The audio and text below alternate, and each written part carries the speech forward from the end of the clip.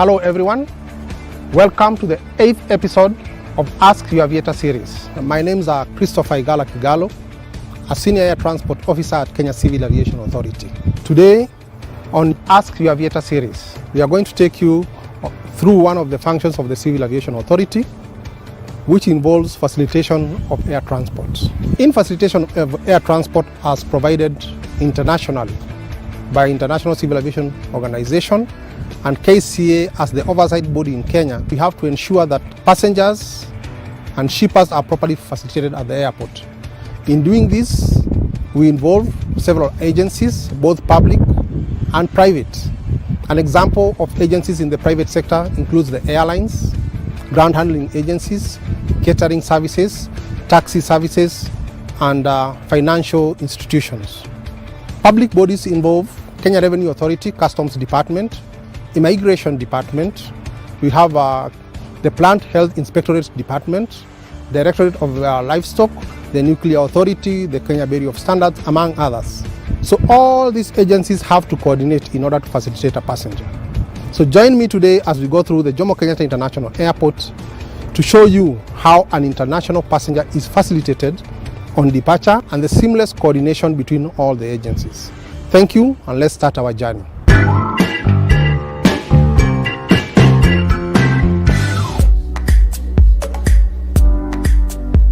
How are you, sir?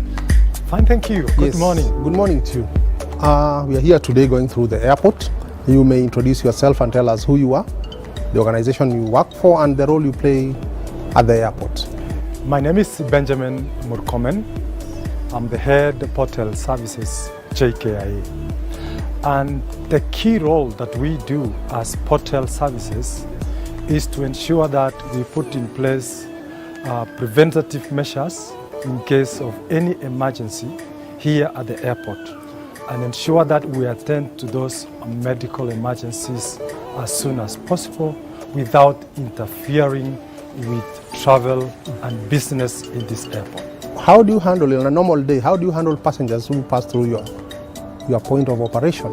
As you can see, we are now here at the Terminal 1A. We have new procedures based on the new protocols of COVID-19. Yes. Number one, before a traveler exits through our airport, we must screen them based on the PCR certificate that they're presenting here at the counter. And I have my officers here who are ready to receive our travelers. Yes. So what happens, the passenger arrives, he presents or she presents our certificates from approved laboratories in Kenya. We have 43 approved labs that test COVID-19 certificates. So once they present themselves here, we verify the certificates that they present. We have a trusted traveler's code that they must look at those certificates. We have a digital system that is linked to the laboratory. So once a traveler comes, they present a TT code in soft copy or in hard copy. And then we check very fast based on the Banabio system that we have, whether it is a genuine one or not. Once they enter into the tablet, it will produce the certificate and we'll compare with your passport and the document that was presented from the lab. When it matches, we'll release you, you continue with your journey. There's a much difference between the operations now and before COVID-19. Can you simply explain to us the differences that you have now and how you are doing things before COVID came around? Absolutely. We have new procedures now because of COVID-19. There is the new norm currently, and the new norm is we must sanitize our hands, social distance the way we are now. I hope this is more than 1.5 meters. Yes. And ensure that you are tested before you travel, because we want to ensure that the risk of COVID-19 is reduced as you travel. That is why we are here screening before they go to the main terminal, so that at least we are sure that those who are traveling have been screened and they have the right documentation before they do that. So they have to arrive here early as opposed to the times when we are not having COVID-19. Now, you already have a vaccine that arrived in Kenya recently. After Kenyans have been vaccinated and the whole world vaccination has taken place, how different will it be to travel between now and after we've gotten the vaccine? As a country, we are really excited that we have now this vaccine that we're going to use for our frontline health workers. The vaccine is part of preventative measures. What will happen now is that it will give our travelers that confidence that at least they are being given a preventative measure, so that at least they are aware that when there is the virus is there, it will reduce the risk of the virulence of that virus. So what will happen now is that my front health workers will get the inoculation and will go to the general public. And after that now, what will happen to this traveler is that there will be that confidence, because it will give the traveler that confidence that they have a preventative measure in themselves. It will give them immunity for a certain period of time. But that means also we will not leave the other precautionary measures.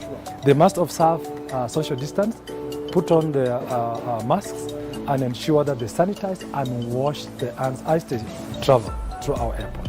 Now, Mr. Murkomen, in case a passenger appears showing symptoms of COVID-19, what action will you take as public health? Yeah, in our protocols, once you have a case of COVID-19 positive case arriving, what will happen is that we have to isolate that person. We have an isolation facility in this airport. Number two, we fill a form that shows that this person presented himself or herself with a positive certificate.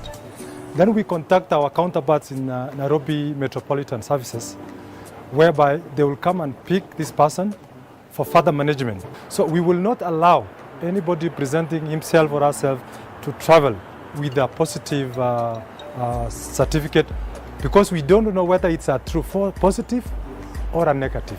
So we must confirm by ensuring that that person is returned back for further management and for further testing, so that we are sure that once they travel, they are truly negative. Thank you very much. Final one, having worked at JKIA, we know the vaccine came through the airport the other day. Were you part of the team that received the vaccine? Yes, as a portal officer in charge of this airport, I received the team, the CS who came to receive the vaccines.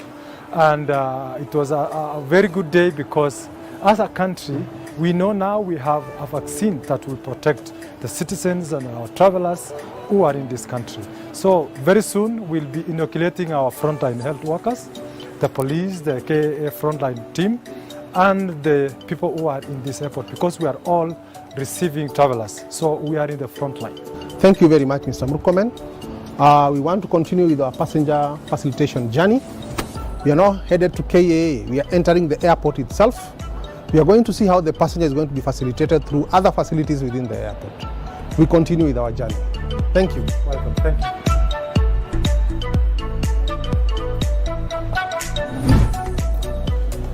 Hello. Hello, madam. How are you? I'm very fine. How are you today? Fine. Yes. You're welcome to Kcaa. Thank you.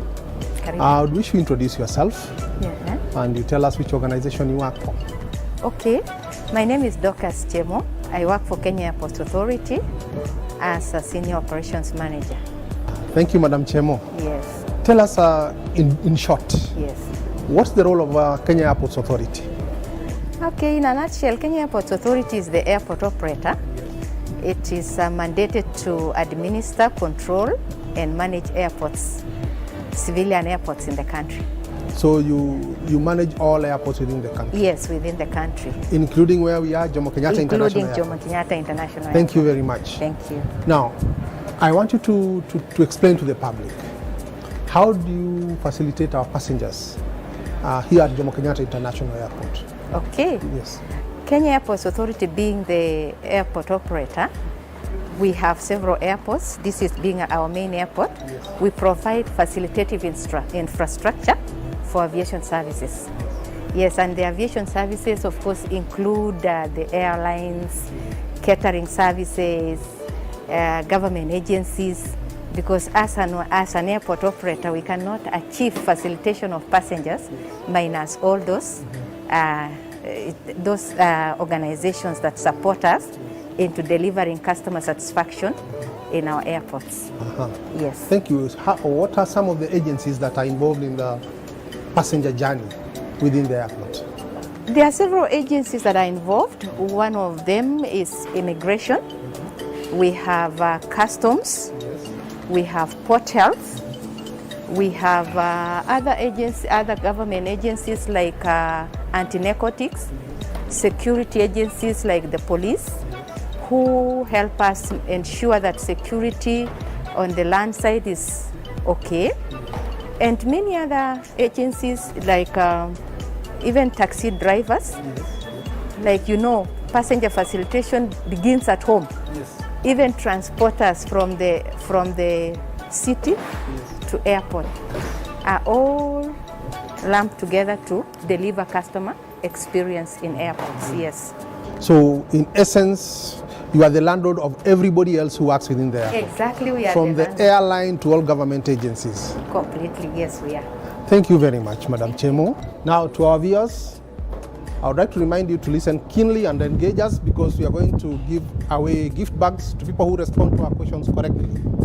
And our first question for the day: do you know the difference between Kenya Airports Authority and Kenya Civil Aviation Authority? Remember to follow us on our social media handles and engage us. And now, Madam Dorcas, we can see so many gadgets here. Can you explain to us the process of now facilitating the passenger? Thank you, I'm glad to do it. Yes. You're welcome. Thank you. This is our initial security checkpoint, Yes. where a passenger comes. Yes. We have our security officers waiting upon you. Yes. As the customer comes, they are required to remove their shoes Yes. when they get here. Remove all the metallic items that they have. If they have a computer, Yes. they have to remove and place it in a different tray, Yes. and then it will now go through the process Yes. of security. Yes, and you can see from our left we have prohibited items that you are not supposed to travel with. Okay. And because of this COVID era now, make sure that you sanitize all this immediately after use. Now this one is a walk-through machine. In case you have anything that is not required, Yes. metallic or whatever, it will beep. And then the officer on the other side Yes. will do a special search. After the items have gone through the X-ray machine, Yes. and in case there is any dutable item that has been identified, we normally have our customs partners on standby to check on the items that are dutable. Yes. So the next step from here is the customs department. Exactly, that is now where we are going to. Can you take us please to the customs department? Let's go. Thank you. Thank you. Yes, hello sir. Yes, sir. Would wish you introduce yourself, tell us who you are, the organization you work for, and what you do. Thank you very much. I'm Robert Kirer, Head of Customs at Jomo Kenyatta International Airport, passenger terminals. Customs, we play a major role at the departure. We do enforce the customs law, the various acts or other laws, and various conventions. And we do that jointly with the other security agencies at the airport.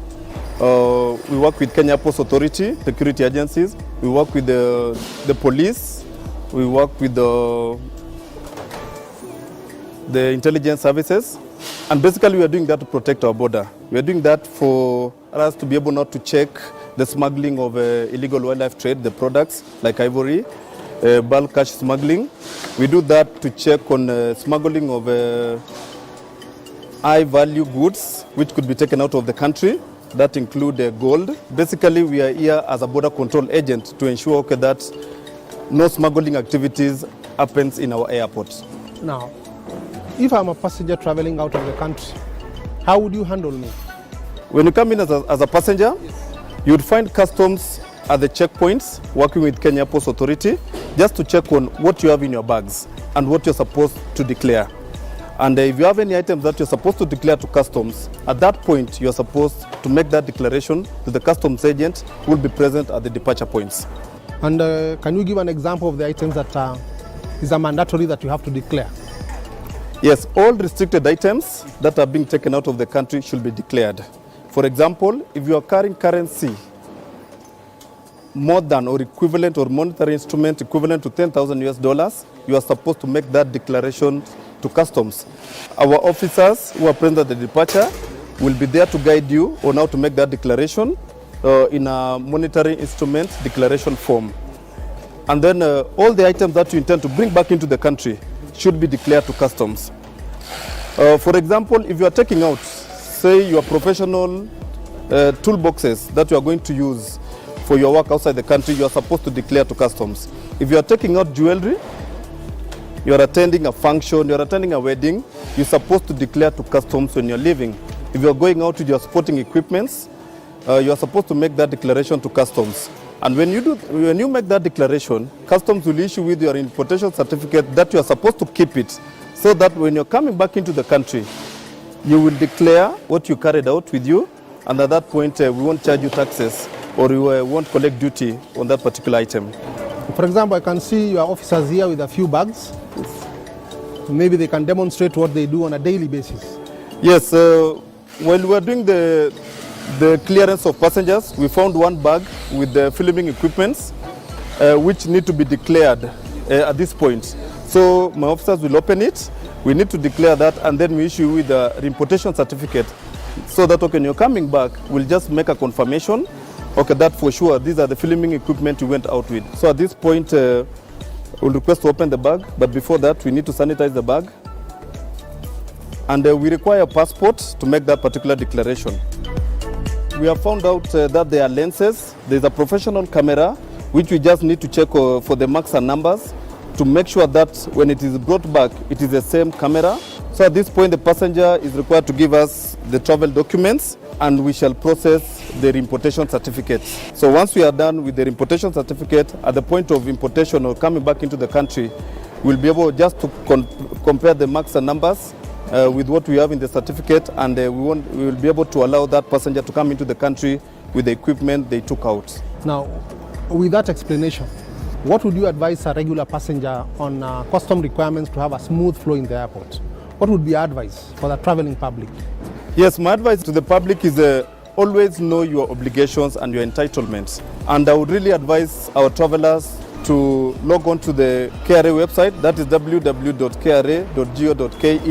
and under the Customs and Border Control, the frequently asked questions, FAQs, you're able to get all the obligations and the entitlements. A passenger should be aware of what they have in their possession and what is supposed to be declared. And I really want to advise the public to make declaration, especially for bulk currency. We've seen in the past the movement of currency where most of our traders don't make that declaration. So I would really advise that we make declaration, especially for the restricted items. That includes currencies, anything more than $10,000 or equivalents. Now, after we registered our passenger, she's free to go now. Yes, upon registration and doing the importation certificate, our passenger is allowed to proceed. Now, Mr. Kirel, when you are screening the bags and you find a passenger, a departing passenger, who has not declared the restricted items, what action do you take? What are the consequences? Failure to declare restricted items to customs is an offense. These are customs offense that will be dealt as per the provision of the Act. So would advise all passengers who are traveling, who are leaving the country, to make sure that they declare all restricted items to customs, so that they avoid facing the penalties and the fines that are provided in the law. Thank you. Thank you very much for your time. I hope to see you again. Thank you very much. Now, for our public, keep viewing and take much interest, because the gift bags are still coming. And our next question is, what are the restricted items that you require to declare? And if you don't declare, what are the consequences? Keep following us on our handles and engage us continuously. Now that we are through with customs, Madam Chemo, can you tell us what next? Okay, thank you. That's a pleasure, highlighting what happens in our facilitation journey. Now we can move on to the airline counters, where the passenger will present their documents to travel.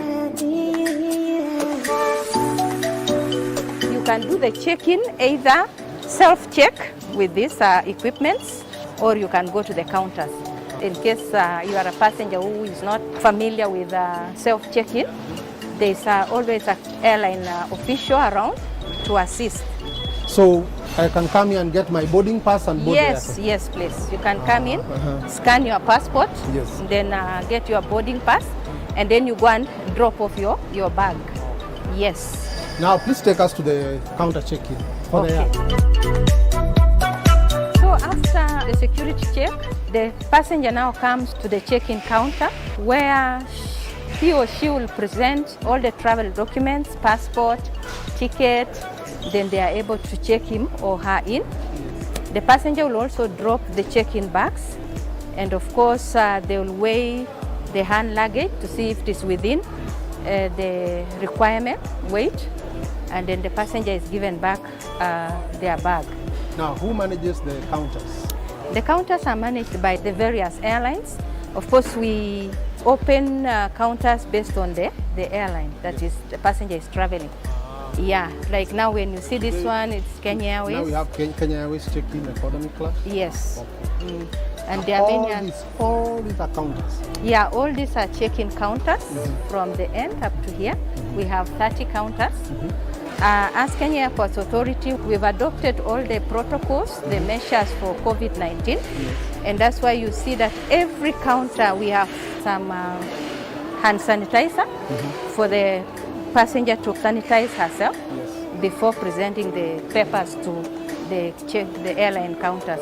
And then we also ensure that we put this glass partition to protect the staff from direct interaction with the passenger. Yeah, this is just because of COVID issues. Yes. Now, after the passenger has been accepted by the airline, where do we go next? Now, after the passenger has been accepted by the airline, we will move forward to immigration. Okay. Yeah, where now the passenger will be cleared. That is our border control. So at this point, the passenger is still in Kenya. Yes. But after that point, the passenger will not be in Kenya, he will be in no man's land. So can you take us to the immigration? We see whether we can leave Kenya today. Yes. Thank you. You're welcome. We now move to immigration, where the passenger will present their documents to the immigration officer, and then they will be facilitated. I think my brother from immigration can be able to take you through what happens in this passenger journey at the touch point of immigration. Thank you very much. Welcome to Passport Control, Mr. Kigalo. As you can see here is where we control the documents, and my name is Edwin Moirore, Principal Immigration Officer, and our key role in air passenger facilitation when it comes to departure and generally at the airport is to process passengers for entry and exit into the country. What do I mean by that? If a passenger presents themselves at the immigration control on departure and is successfully processed by the immigration officer, that means that he has legally exited the country. On the other hand, when they arrive at the immigration control on arrival and they are processed by an immigration officer, it is deemed that they have legally entered the country. Once the passenger arrives, they are supposed to have two documents with them for the departure purposes. That is the travel document and the boarding pass. That one the immigration officer will not begin to process you without those two documents. And the whole process that the immigration officer is doing is called passenger profiling, to determine your suitability for you to depart the country. So the immigration officer will receive the passport and the boarding pass, confirm that the details in the passport are the same as the details in the boarding pass, and he will ascertain for himself that actually the document, one, it's a genuine document. Secondly, he will ascertain himself that the passenger standing in front of him is the same one as the passenger in the passport. That is what is called imposter control, so that you don't have to process a document that does not belong to the passenger who is standing in front of you. Thirdly, the immigration officer will ascertain that the passenger has been lawfully, if he's not a citizen of Kenya, is not a Kenyan, has been lawfully present in Kenya by looking at the resident permits, looking at the visas that were issued on arrival to ascertain that he has not been unlawfully present in Kenya. And then again, he will have to ascertain, this passenger, what is his destination? Where is he going to? Does he meet the qualification to enter the country of where he is going to? In that, he'll be looking at things like the relationship, the requirements for the country of destination, the visas, and any other requirement that will permit him to enter the country of destination. For the benefit of the public, I can see you have built several counters, and I believe you receive Kenyans.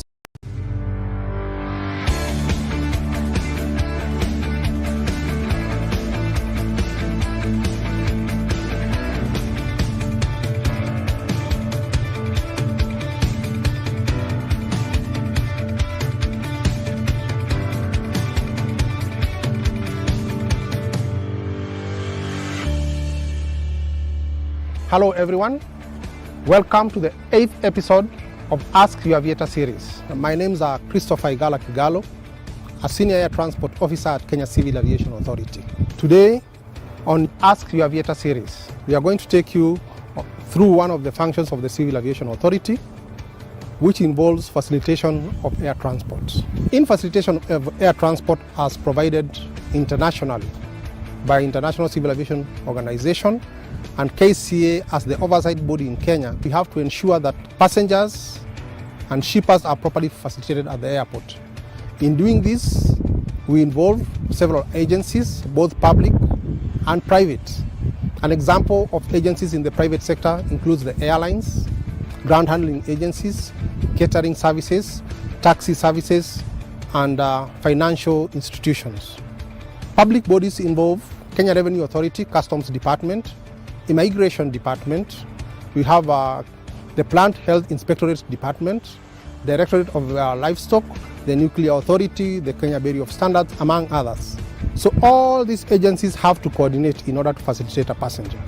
So join me today as we go through the Jomo Kenyatta International Airport to show you how an international passenger is facilitated on departure and the seamless coordination between all the agencies. Thank you, and let's start our journey.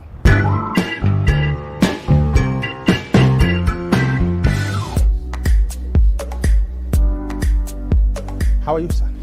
Fine, thank you. Good morning. Good morning to you. We are here today going through the airport.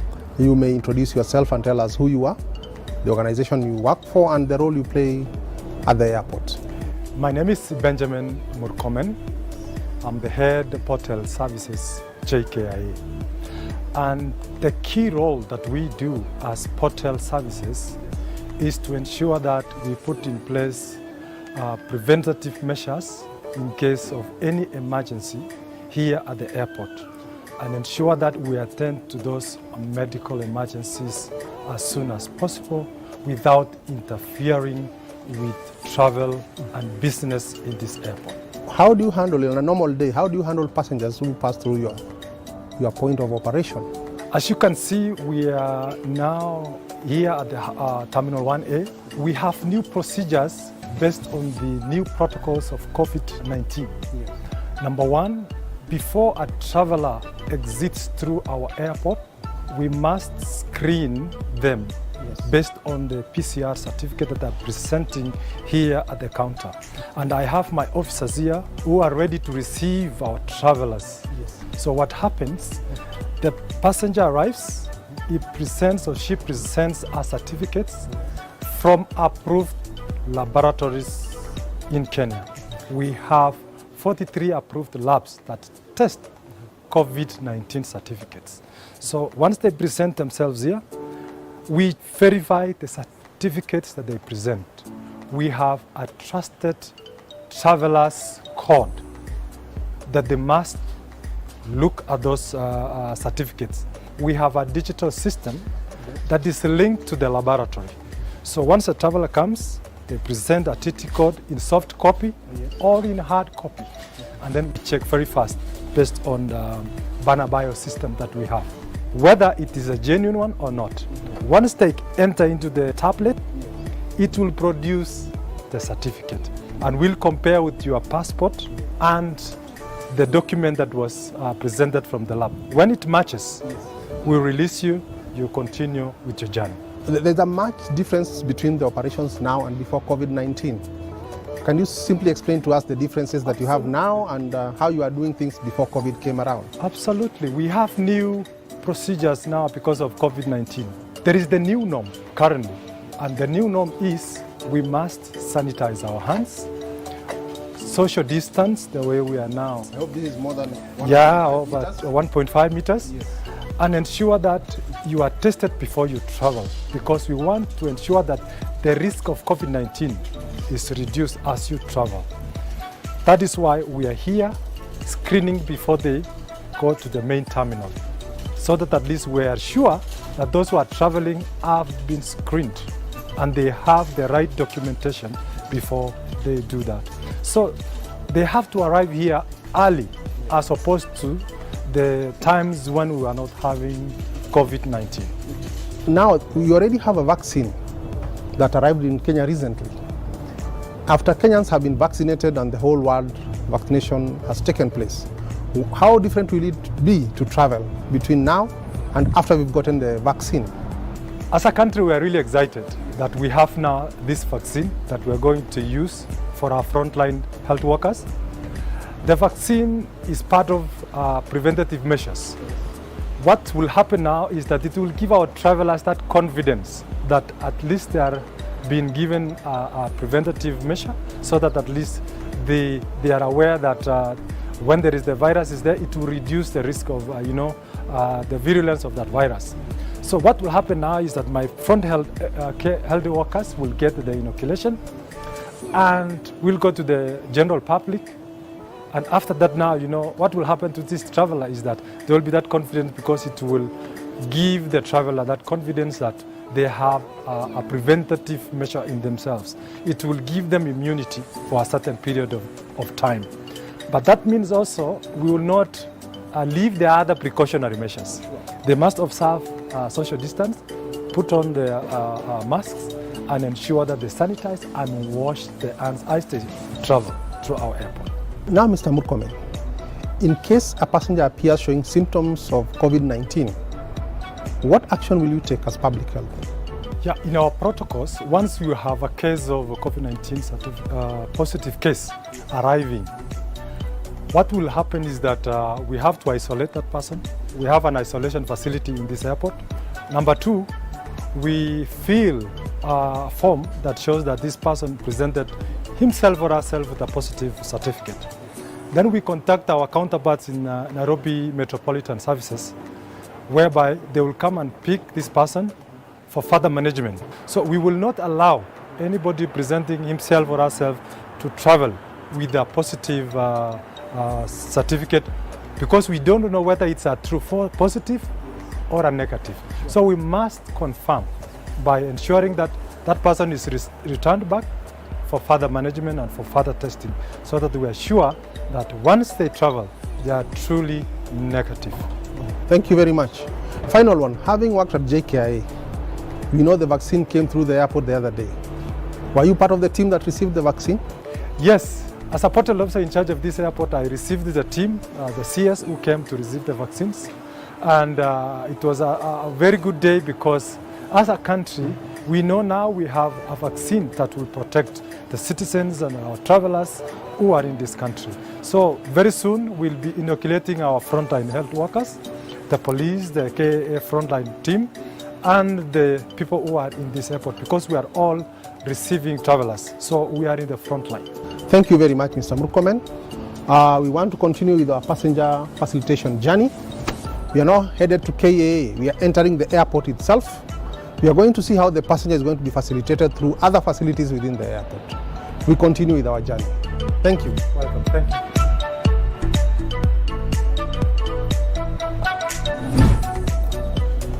Hello. Hello, madam. How are you? I'm very fine. How are you today? Fine. Yes. You're welcome to Kcaa. Thank you. Karibu. I would wish you introduce yourself Yeah. and you tell us which organization you work for. Okay. My name is Kcaa Chemo. I work for Kenya Airport Authority as a Senior Operations Manager. Thank you, Madam Chemo. Yes. Tell us in short, Yes. what's the role of Kenya Airports Authority? Okay, in a nutshell, Kenya Airport Authority is the airport operator. It is mandated to administer, control, and manage airports, civilian airports in the country. So you manage all airports within the country? Yes, within the country. Including where we are, Jomo Kenyatta International Including Airport. Jomo Kenyatta International Thank you Airport. very much. Thank you. Now, I want you to explain to the public, how do you facilitate our passengers here at Jomo Kenyatta International Airport? Okay. Yes. Kenya Airports Authority being the airport operator, we have several airports. This is being our main airport. Yes. We provide facilitative infrastructure for aviation services. Yes, and the aviation services, of course, include the airlines, catering services, government agencies, because as an airport operator, we cannot achieve facilitation of passengers minus all those organizations that support us into delivering customer satisfaction in our airports.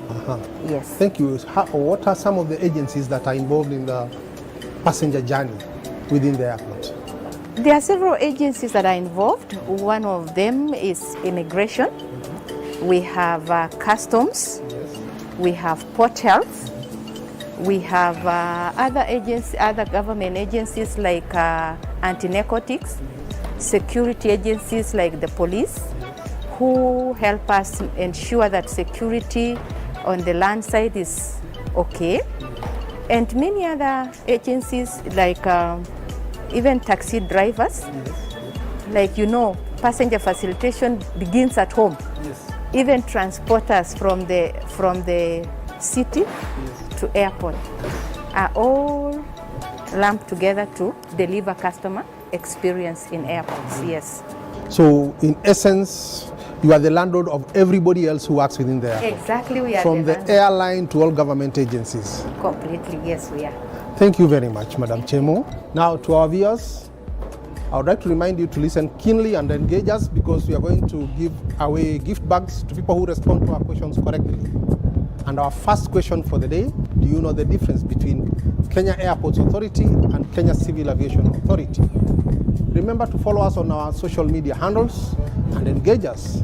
And now, Madam Dorcas, we can see so many gadgets here. Can you explain to us the process of now facilitating the passenger?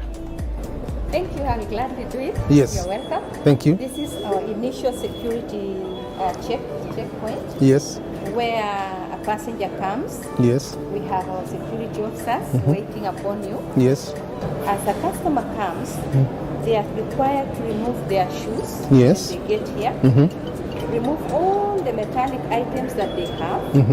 If they have a computer, yes, they have to remove and place it in a different tray. Yes. And then it will now go through the process yes, of security.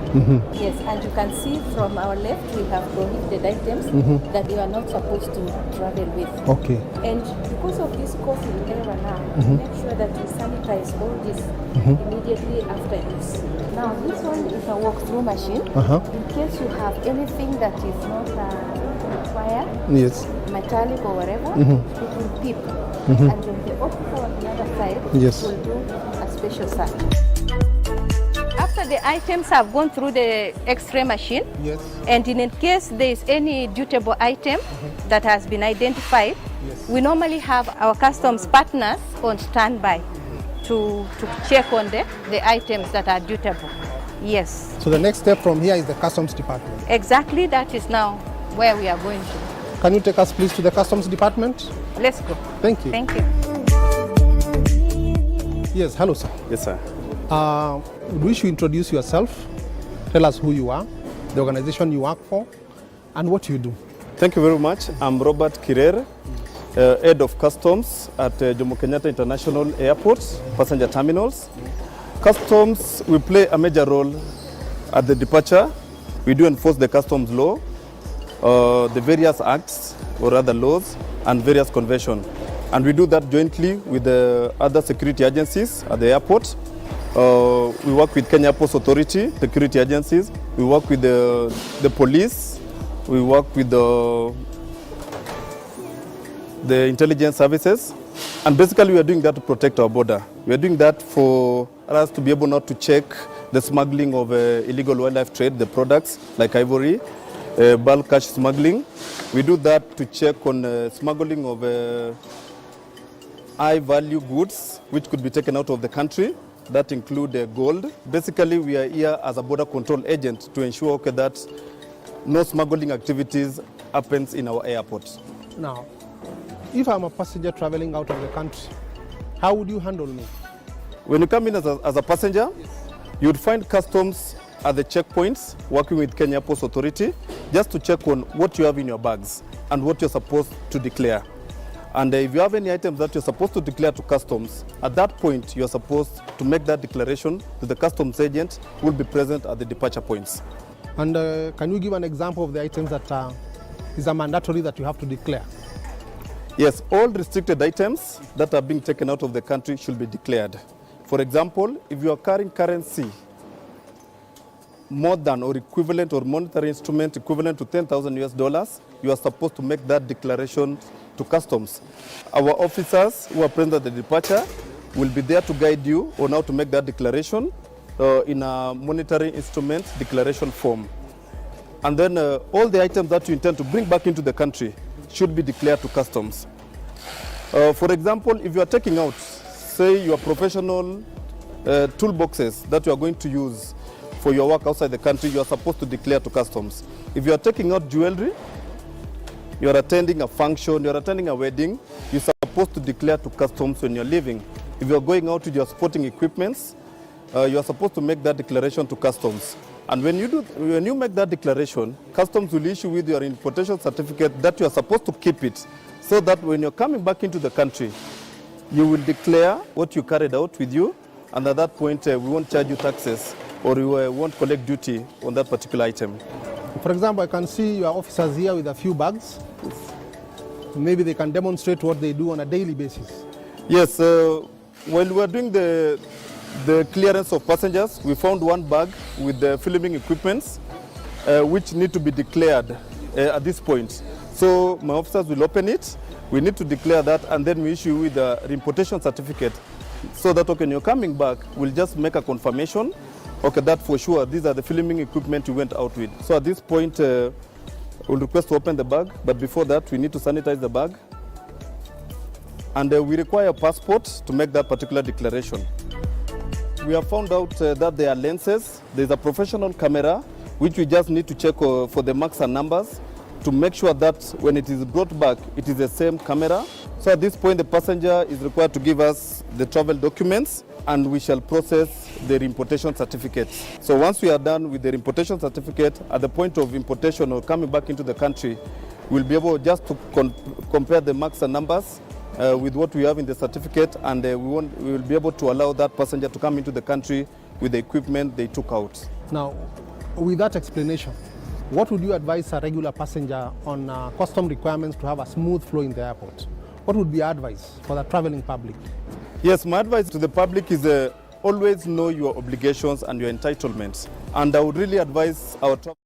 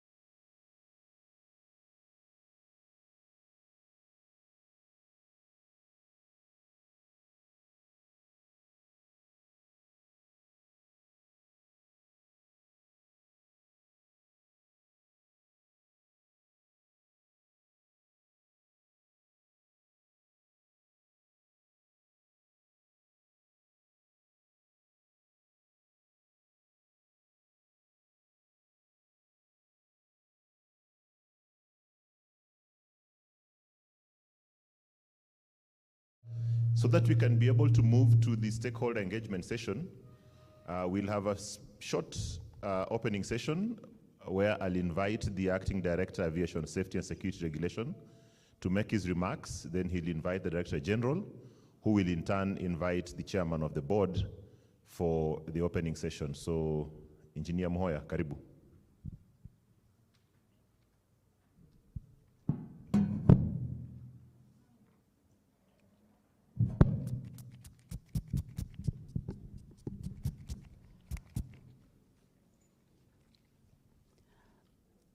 Good morning, everybody. Yeah, welcome to this session of stakeholders, being we call it second or third, because the first one had 2 sessions, and this is the 3rd session of the stakeholders engagement concerning the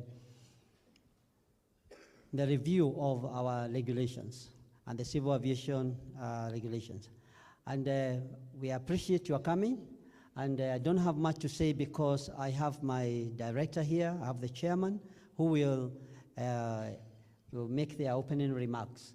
Therefore, for me, nothing much to say, but to tell you that we very much appreciate your coming, and we have seen that you have come in good numbers, and I appreciate that we'll have a good discussion. Thank you very much. I invite my Director General, Captain Gilbert Kibe, to make his opening remarks. Thank you. Can you give him a clap?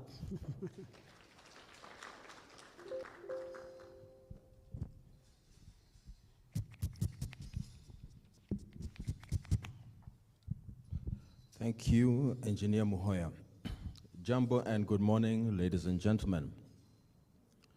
Welcome to this, the 3rd stakeholder meeting, where we are here now to finalize the regulations in its entirety.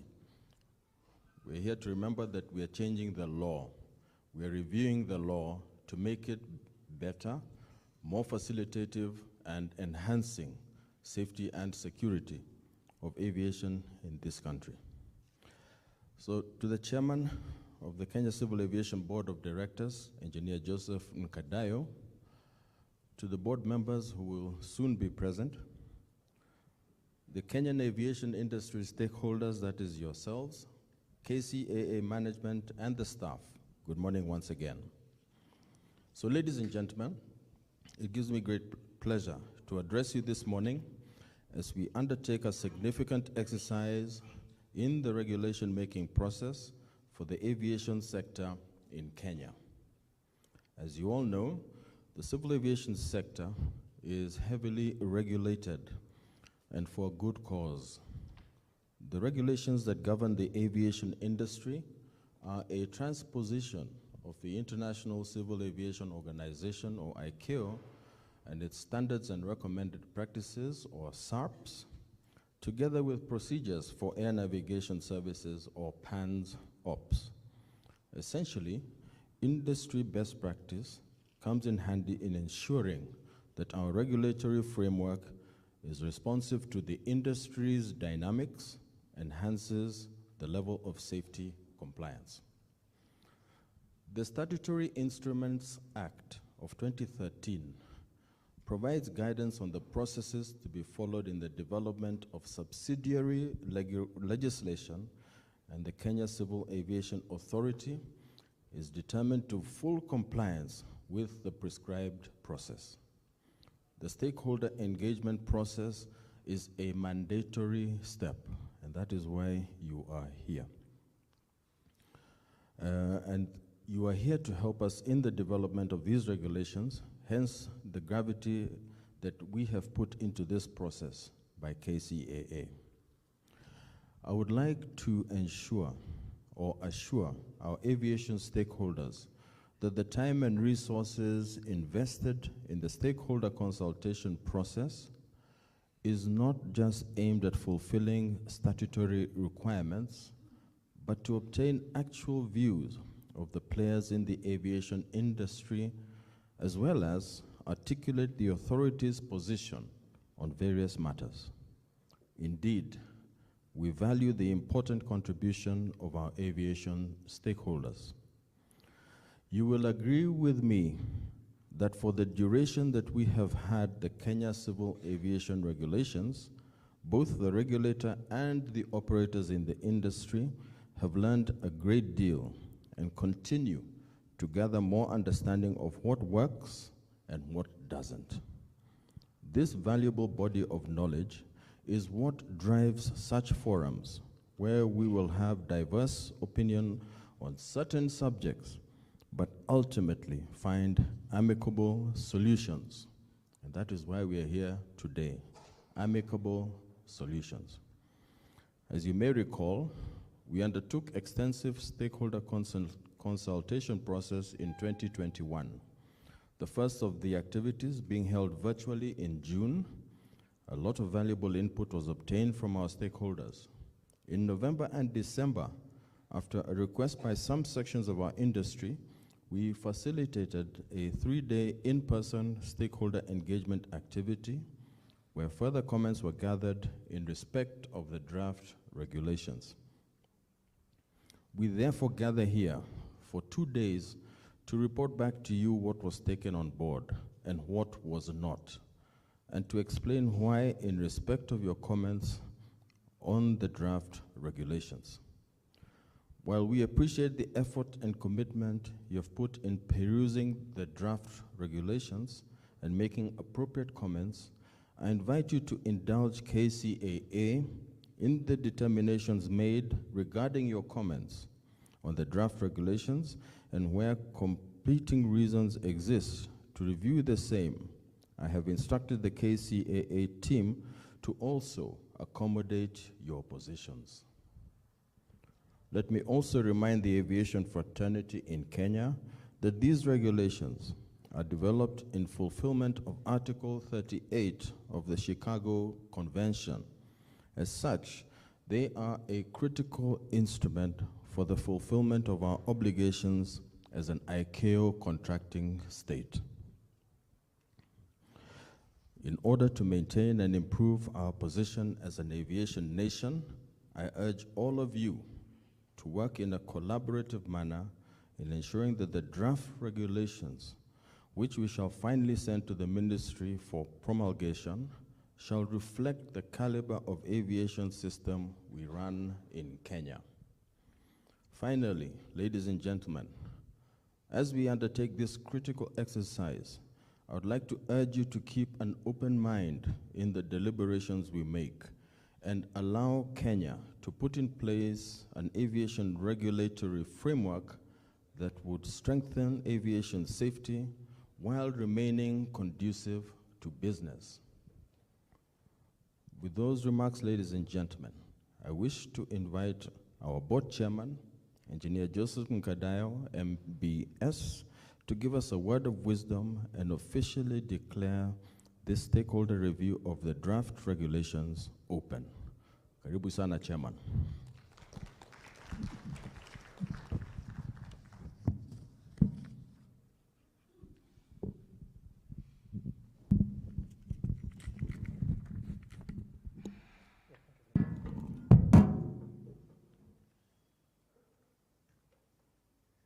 Thank you very much, Director General, Captain Gilbert Kibe. Our esteemed stakeholders, KCA board members present, Director General Captain Gilbert Kibe,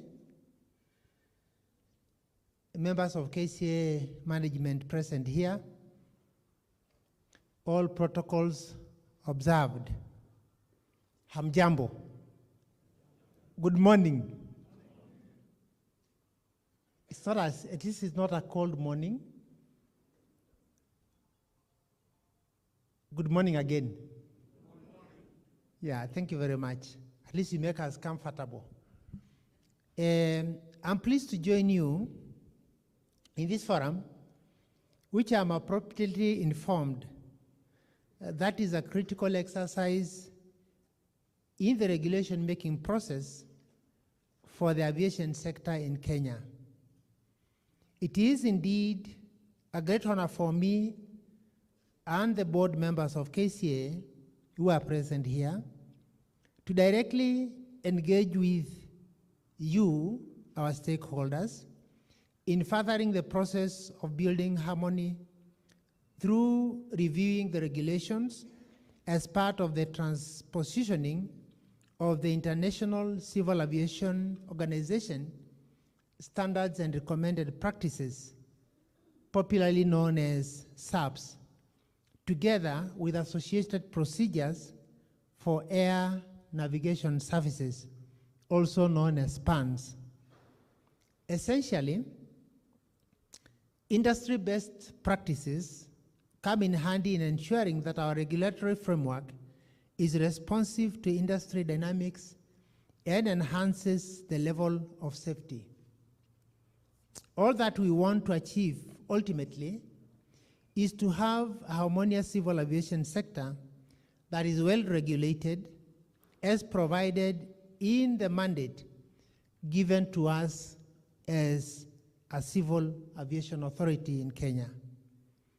It is indeed by design that the board have decided to witness celebration today and indeed tomorrow as a show of the solidarity to the whole process, and this being a crucial activity to all the stakeholders.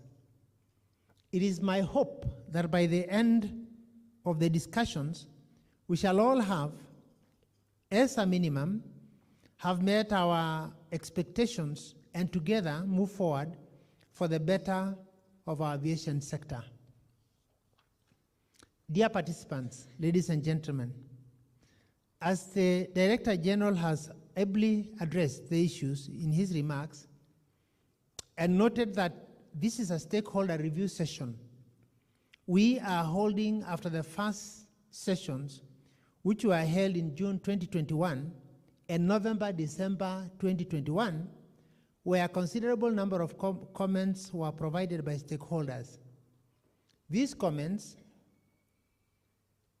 were collated, synthesized, and integrated into the draft regulations as appropriate and have been consolidated into what has been shared for the 2 days discussions.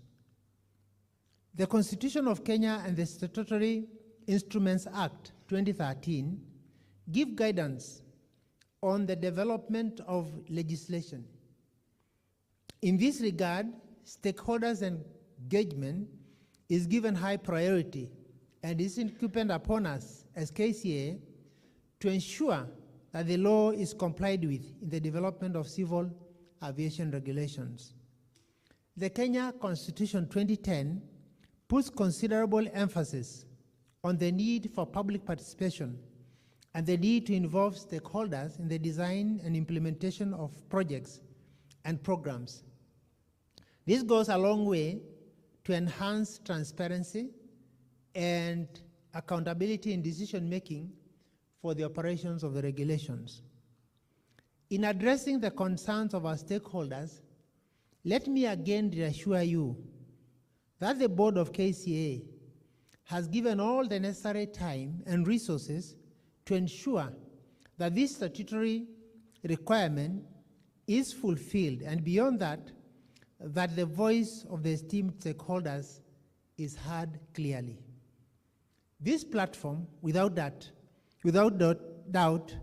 signifies the level of importance we have given to our aviation stakeholders in the quest to achieve an aviation environment of safety, security, and regularity for international air navigation.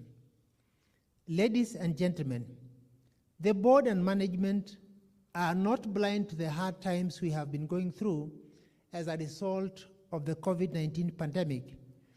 And while recognizing this, we continue to do all we can to give concessions that support our local operators. We look ahead with much fortitude as a result of the great recognition bestowed to this industry, and we believe we shall rise again. In conclusion, I would like to take this opportunity to thank you for your show of solidarity and to wish you fruitful deliberations as we undertake or its responsibilities to deliver the good for the aviation industry. I now wish to declare this forum officially open. Asanteni sana. God bless you.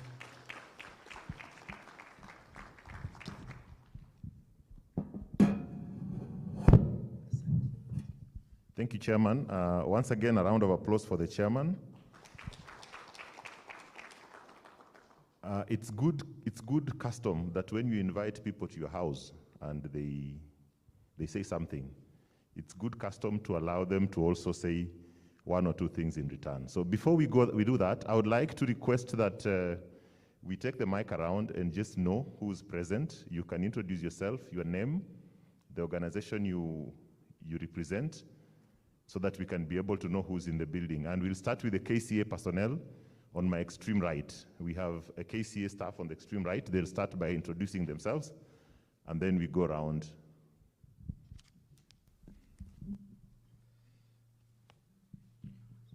Good morning. My name is Timothy Rotich, Airworthiness Inspector. Good morning. My name is Peter Kcaa, Senior Airworthiness Inspector.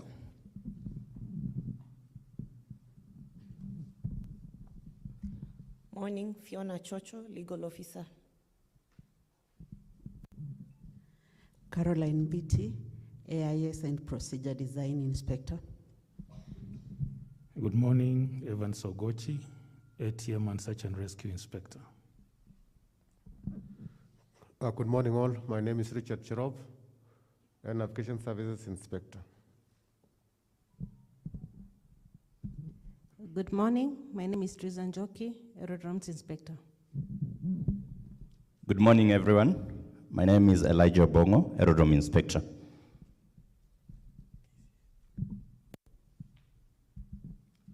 Martin Ayeko, Aerodrome Inspector.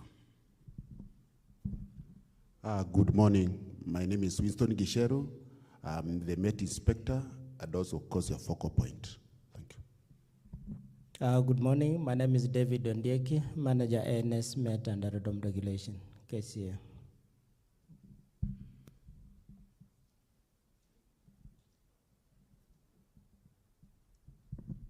Good morning. My name is Lois Mwangi, State Safety Program Coordinator. Good morning. My name is Sylvia Katukia, Flight Operations Inspector.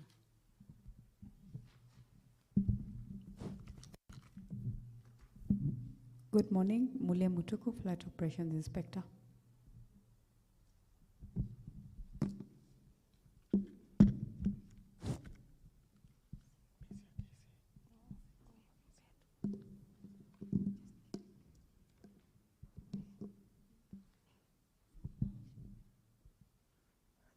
Good morning.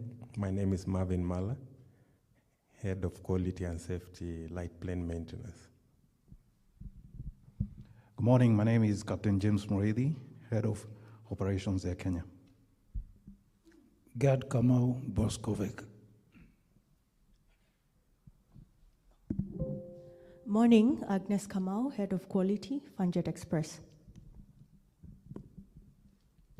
Morning, Major Nepe, ProFlight.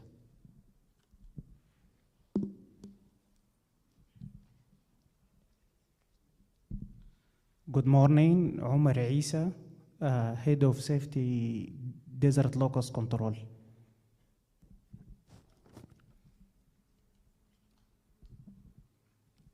Good morning, Francis Gemtunga, Head of Quality, Phoenix Aviation. Good morning, Joseph Mwangi, Aeronautical Information Services Officer, AIS, Kcaa. Good morning, Nancy Mbithi, in charge of AIS Wilson.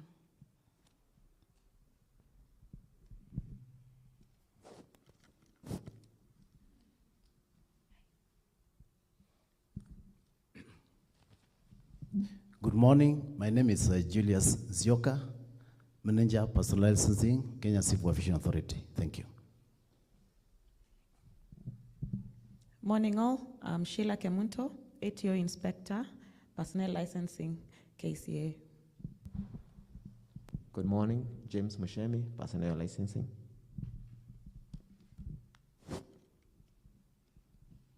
Good morning, Captain Mary Kai, Manager Flight Operations. Good morning, Colonel Charles Mutai, Flight Operations Inspector, Kcaa. Good morning, and apologies, I didn't know I was sitting in the wrong place, but probably. It's not thoroughly wrong, I was here before. My name is Frederick Oport of Air Direct Connect. I also represent the Kenya Association of Air Operators, as well as the Aeronautical Society of Kenya. Thank you. Good morning, George Mogaka, Corporation Secretary, Kenya Civil Aviation Authority. Thank you.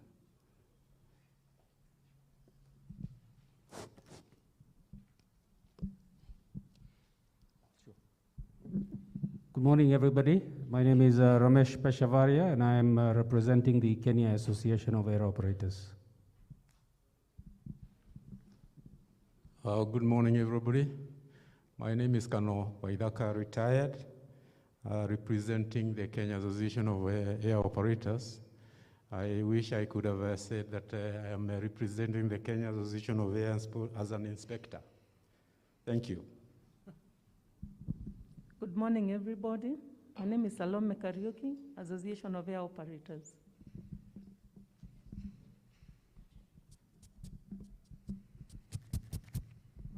Good morning, everyone. My name is Eric Kivindu, the Accountable Manager, Airworks. I'm here today to represent Airworks, and I'm also being retained by Aviation, the approved training organization, to represent them in this discussion. Good morning to all of you. My name is Professor Engineer Hamir. I'm the acting director of the School of Aerospace and Vehicle Engineering at the Technical University of Kenya. Thank you very much.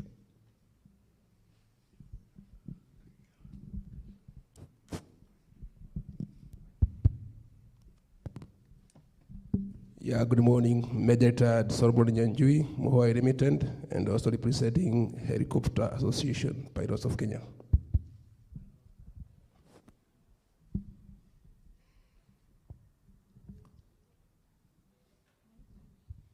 Morning, everybody.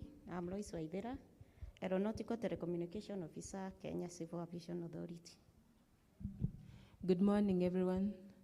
My name is Christine Chepkirui, Engineer 1 at JKI, Kcaa. Good morning, I'm Tabitha Kimeli, Internal Audit, Kcaa.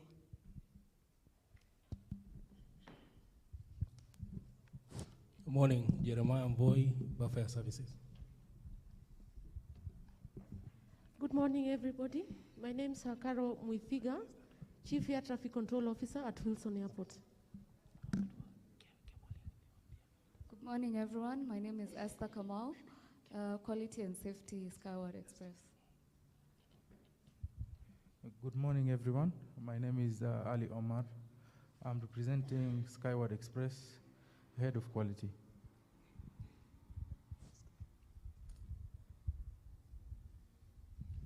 Good morning, everyone. My names are Engineer Thairo Moge, Kcaa, UKCA, and YASA licensed engineer, and also an independent consultant and contractor.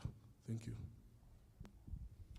Hello, good morning. I'm Daryl Briganza, Maintenance Manager for Helent Aviation.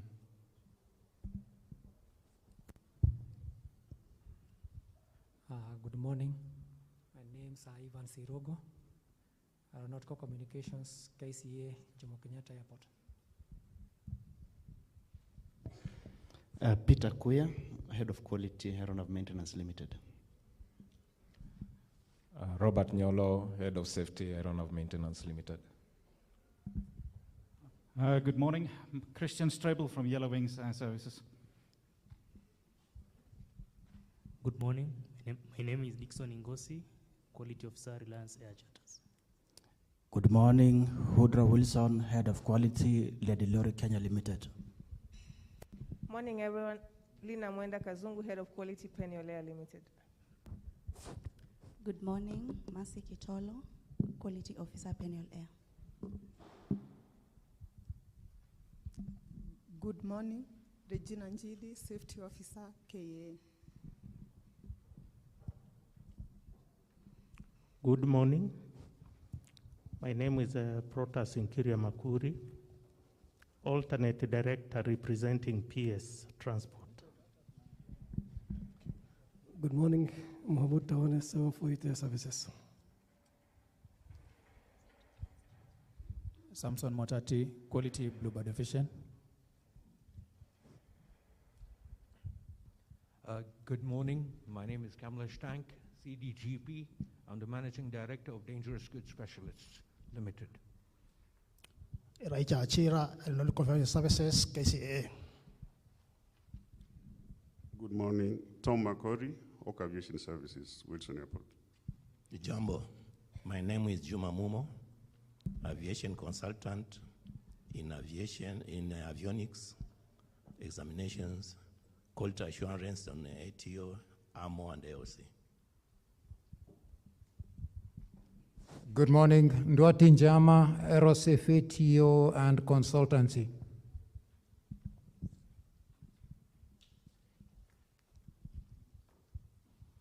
Good morning, I'm Eda Chahenza, Senior Air Traffic Controller, JKIA.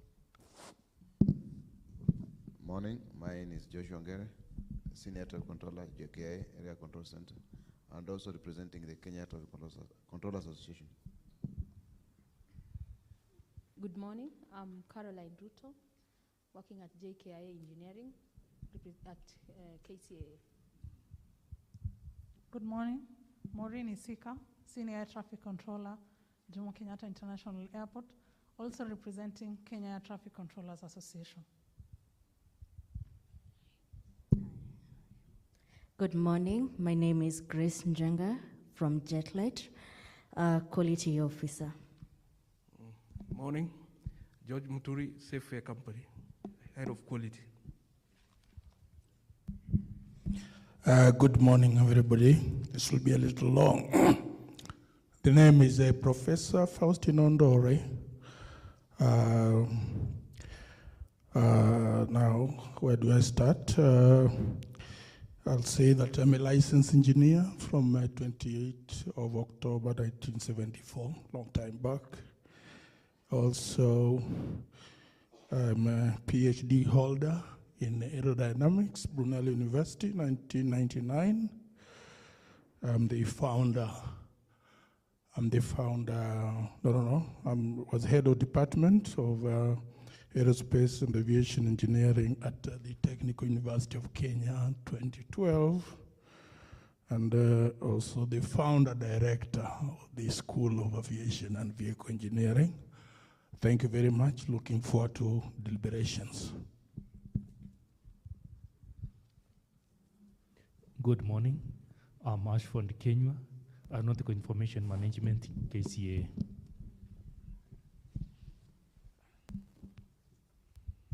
Good morning, everyone.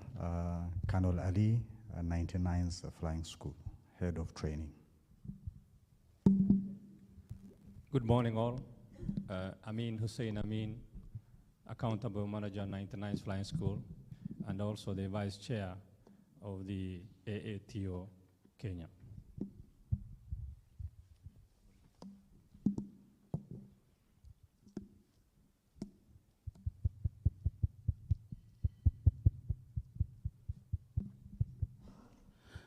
Good morning, everyone. My name is Ezekiel Odhiambo, Engineer Ezekiel Odhiambo, Head of Department of Aeronautical Engineering, Nairobi Aviation College.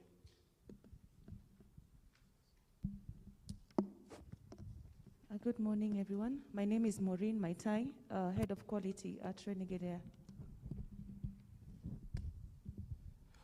Good morning, Kennedy Maina, Accountable Manager, Renegade Air. Good morning, Beth Mengech, Aeronautical Information Officer, Kcaa. Eric Kirimi, AIS JKIA. Good morning, everyone. Muirori Lydia, Aeronautical Information Management Officer, Kcaa at Jomo. Good morning, everyone. My name is Boniface Moreidi, representing Jambo Jet, Quality Officer.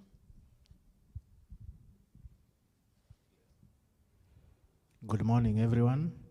My name is Timothy Kinywa, Search and Rescue, Kcaa. Morning, my name is David Mohati, Senior Air Traffic Control Officer, Kcaa. Morning, everyone. My name is John Otange, representing ATC from Kcaa. Good morning. Isa is my name, DLCO East Africa. Thank you.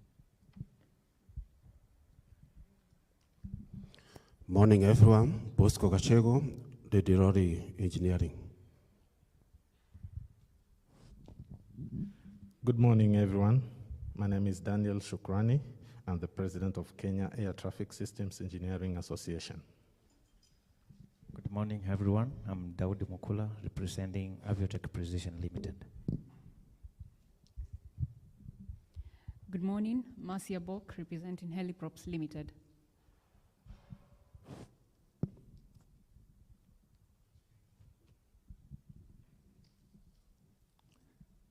Good morning, everyone. I'm accountable manager for Pegasus Flight Training School.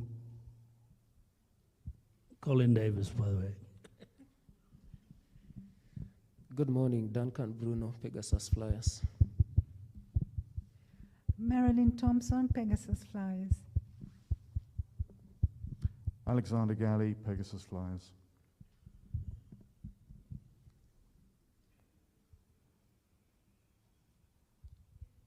Good morning, everyone. Nicholas Gakami from Think Aviation, Head of Training. Good morning, everyone. Nigel Macau, Jumbojet Quality Assurance.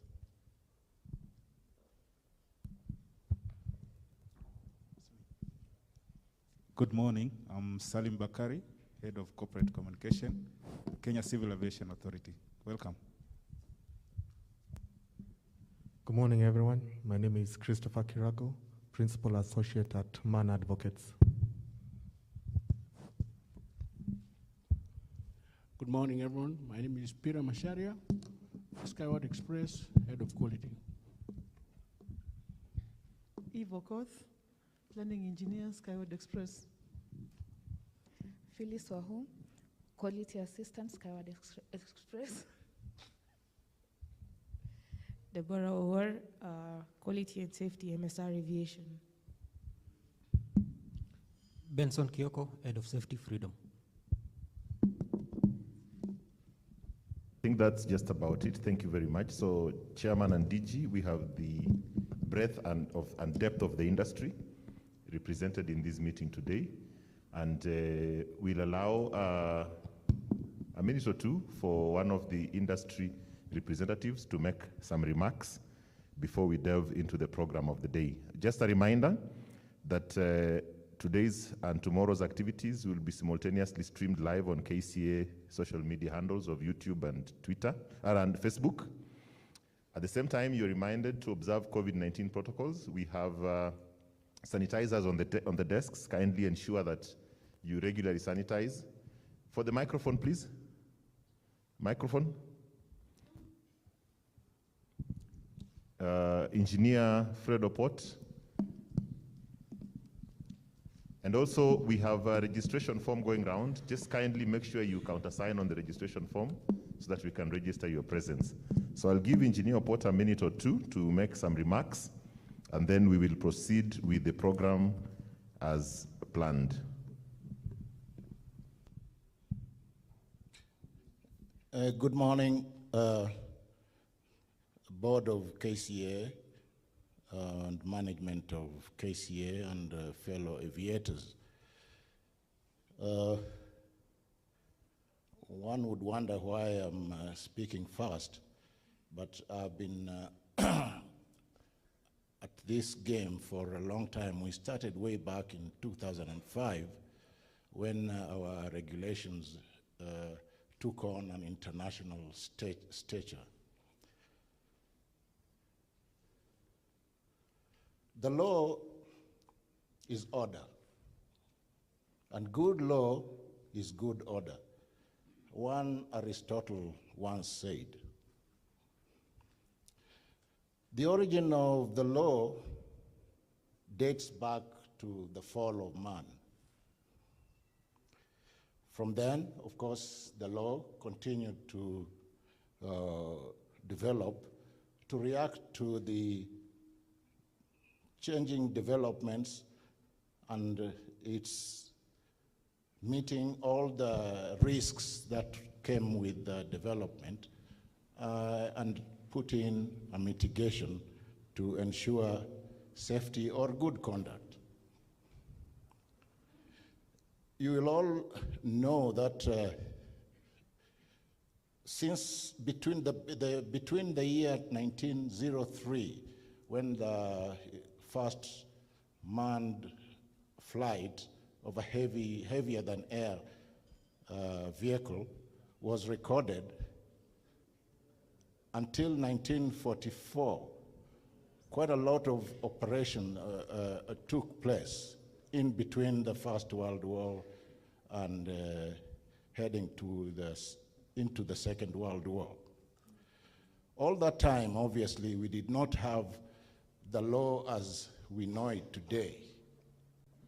It's only after 1944 when the world discovered that we could not continue at that rate that we eventually came together and formed we had the convention, which now brought about the law as we have it today. During the 70s, I said I was here before, I happened to have worked in the Civil Aviation Authority, then it was Directorate of Civil Aviation. And for those who may not know, today I brought here a book which I can lift very quickly, and it is the Civil Aviation Act, Chapter 394 of the Laws of Kenya, together with the subsidiary legislation. You'll know the subsidiary legislations are the regulations which we are about to discuss here. At that time, in 1977, the Civil Aviation Act had only 22 sections. The sections are the parts of an act. Today, we have the Civil Aviation Act, number 22 of 2013, of course, been amended in 2016, has got 80 sections. So you can see it's grown up from 22 to 80. The subsidiary legislations, which I have here, and I will invite those who want to see and confirm to come and look. This is my copy from my library. Had only 5 sets of subsidiary legislations, and the 5 sets had approximately 180 regulations. I took the weekend to count them, or to add them. Today, what we are about to discuss, which are subsidiary legislations, are 29 sets, 29, coming from 5 to 29. And now we are talking of in excess of 2,800 regulations. Now, I'm just trying to emphasize that regulation and the law expands to, of course, take into consideration the development that we have. And of course, also to look at, it looks at the notoriety of our operations and makes sure that we mitigate those. But it's not to mean that pre these regulations, we had unsafety or we were unruly. There was a governance. Now turning to rule making, which is what we are all about here. From the time we decided to catch up with ICAO, coming from this, to what I've told you today, 2,800 regulations, which of course reflects the ICAO SAPs, as you have been informed. The process, such as the one we have today and we have had in June and December, have always been bogged down by certain matters that, eventually end up, we think we don't have effective participation. Yes, participation we do get, especially after 2010, when the 2010 Constitution came up. The participation seemed to be more vigorous than it was before. But we think that we still have a long way to go. There is a law which has been mentioned several times, and I've heard about it. Unfortunately, I've not taken time to interrogate it. Is that subsidiary something is about regulation making, I believe. But if that is the law that we have been following to the letter, then we feel that it probably is not adequate for our purposes as aviation. Therefore, we recommend, and we have been recommending this for a long time, that we borrow a leaf from the other leading nations in aviation, and we come up with a specific regulation which will govern the processes of lawmaking. Because the detail is where the mischief is. If, for example, you are given these 2,800 regulations, and you are given 3 weeks or 2 weeks to comment on them, you can see straight away there's mischief there. I call it ambush. I've used that word many times before. But even worse, having burnt midnight oil and done a few, submissions, when you come and find that the same thing that you made a comment on, and you had good reasons, and nobody has come back to tell you why it has not been done, has been incorporated in the regulations. And eventually, it ends up as bad law. Remember what Aristotle told us. What he didn't tell us is that bad law will create disorder or bad order. So we have, in the last few years, found ourselves with a couple of bad laws. And a couple of bad laws means either it cannot be interpreted clearly, and that is where we have a problem. I've been in this game on one side of the divide, or proverbial divide, as well as the current one. Some people call it gamekeeper and poacher, but I don't think it's that really. It's not. And I know that when it comes to the interpretation, when the regulation is being applied on the field, then it means a lot. And it can mean bread and butter or having nothing to the operators and maintenance organizations.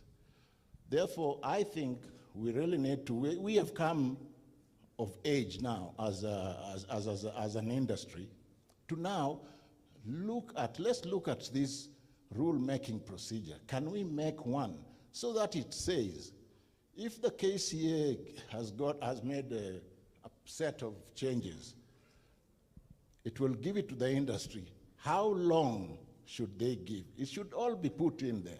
So it's regulated. And when the comments are made, how does the comment come back to you? Because I've never received any comment back to me. And I've been making comments since 2007, 2013, 2018, even recently, I have not received anything. I believe that if you take your time as a Kenyan to put down in writing a petition, you have a constitutional right to receive a written reply why it has been accepted or not accepted. I think that is where we need to go next. Thank you very much.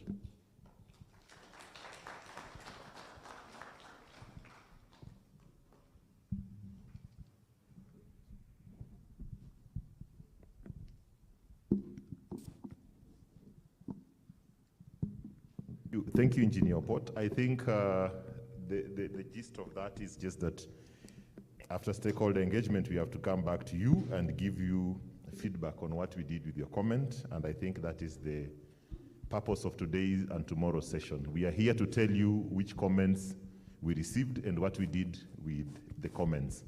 So, karibu sana. Without further ado, let's get into the business. Like engineer said, we have more than 29 sets of regulations and 2 days to cover that. So I'd like to invite my colleagues who are responsible for the draft civil aviation carbon offsetting, Kcaa, we call it carbon reduction and offsetting scheme, as well as colleagues responsible for draft regulation approved training organizations and the draft regulations on air operator certification and administration regulations, so that we can begin to provide feedback on the regulations, the comments we received in respect of these regulations. So we have quite a limited time. Tafadhali, if we can move with haste.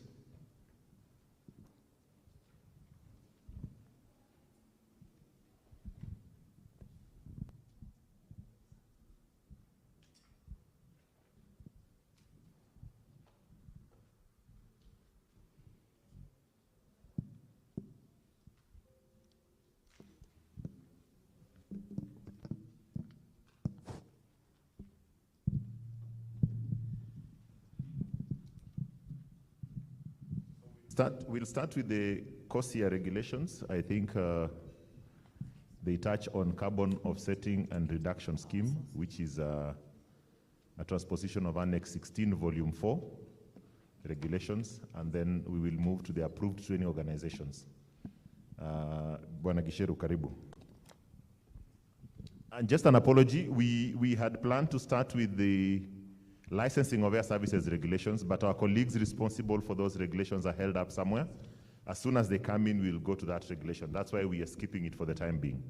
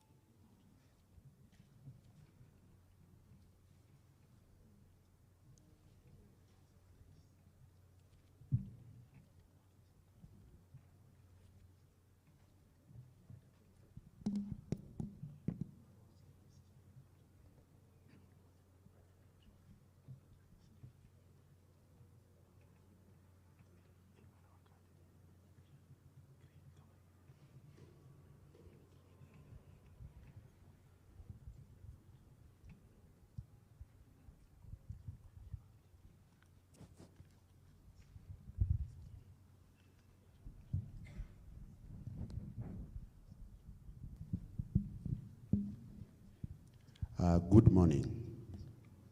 I'm going to present to you what we've done with the civil aviation carbon offsetting and reduction scheme for international aviation. This is a new regulation that we did so that we can be able to comply and adopt the Kcaa scheme. This is a scheme that is managed and governed by ICAO. Is a global market-based measure that came in as a result of many countries clamoring for carbon offsetting.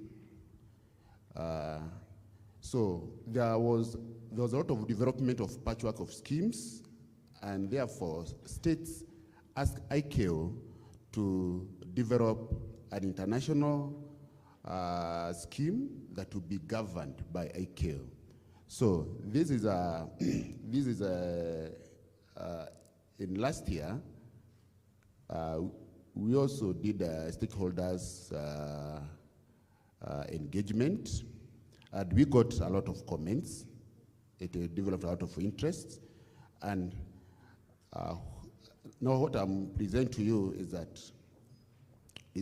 what we did with those comments. In interpretation, I start with the regulation 2. So I hope you got this regulation on the Kcaa website. So there were a number of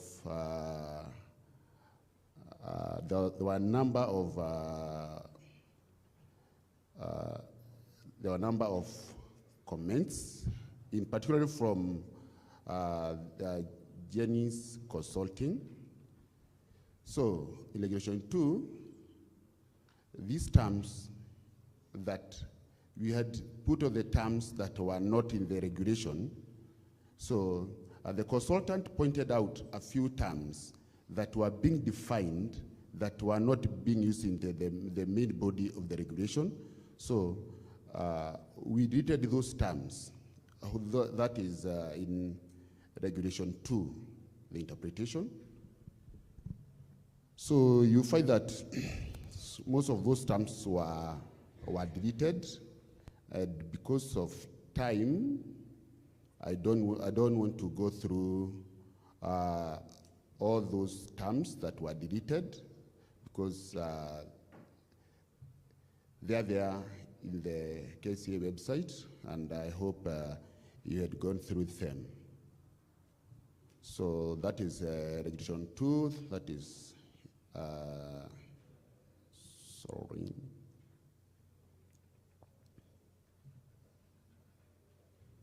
It's hanging.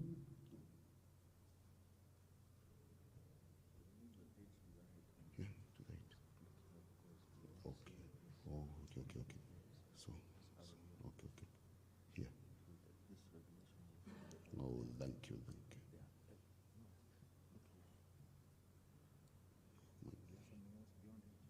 I don't think so. Okay. Yeah. Okay.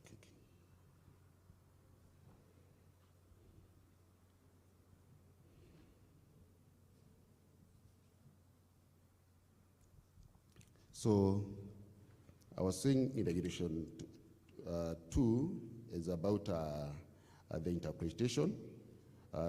We deleted all those terms that were being interpreted or that were not in the body. So we go to the next regulation. Then we had regulation 4, subsection 3. This is attribution of international attribution to the international so that we can be able to see. Oh, sorry.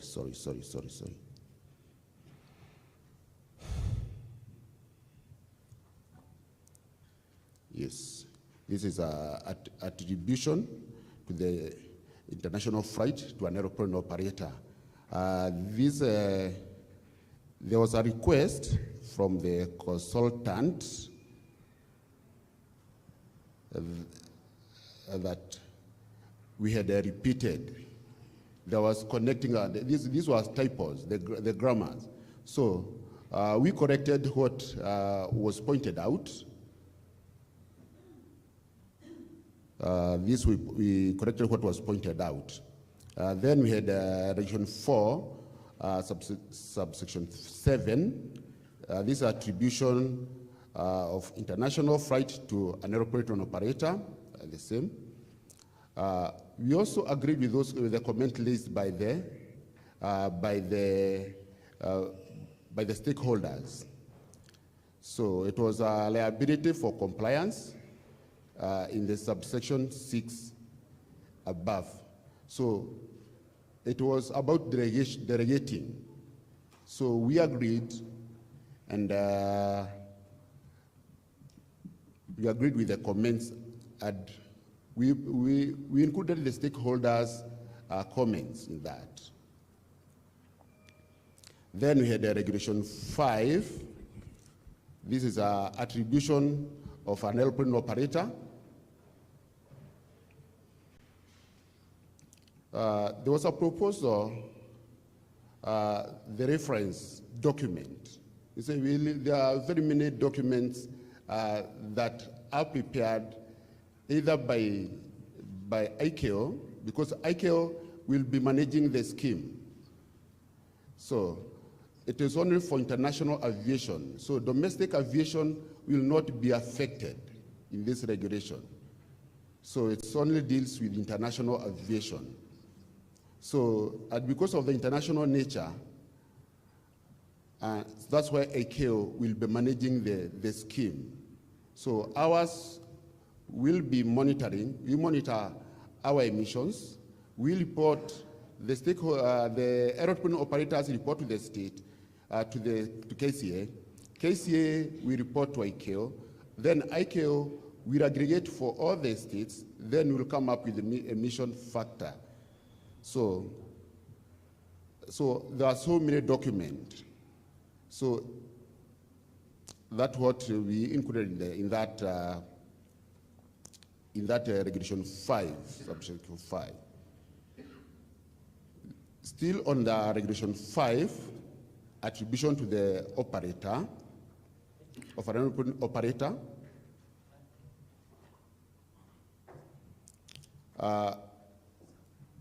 We have developed a document which is a manual of Kcaa implementing standards. So when this regulation is approved, then it will be used together with a manual that is prepared by the authority. So there was a lot of calculations and works that were in that regulation. So it was suggested that we make a manual that will help the industry to implement these particular regulations.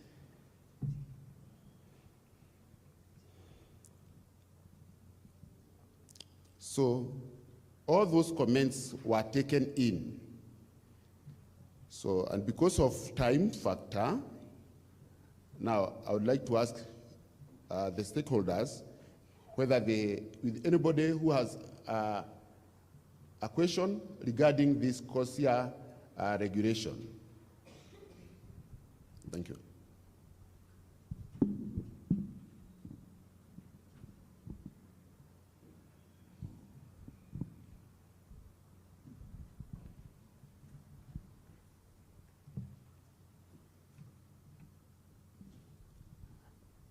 Because I don't see any hand that is raised with that, please, we are still open. You can always give us comments. It's not that we are closing these, yes.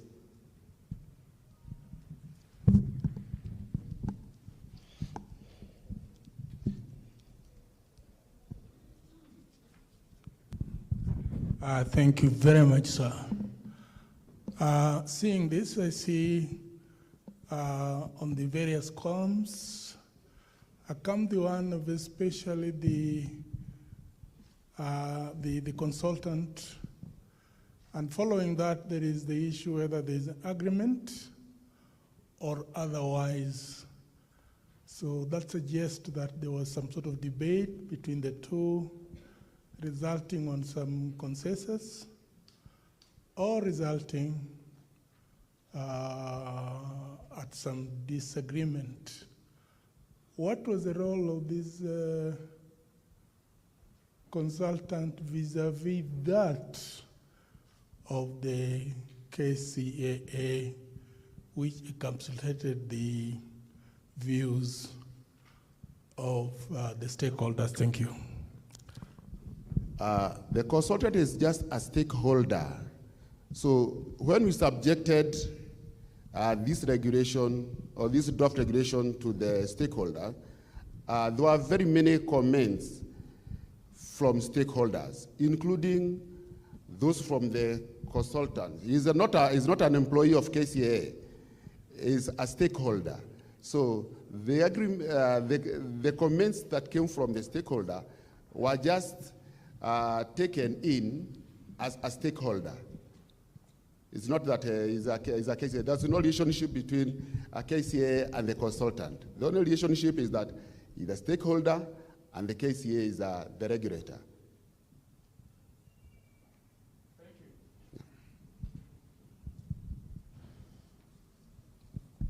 Thank you very much, Winston. I think these are fairly new regulations. Probably we do not have as many comments. I'd like to welcome my colleague, Sheila. She'll be taking us through the draft approved training organization regulations.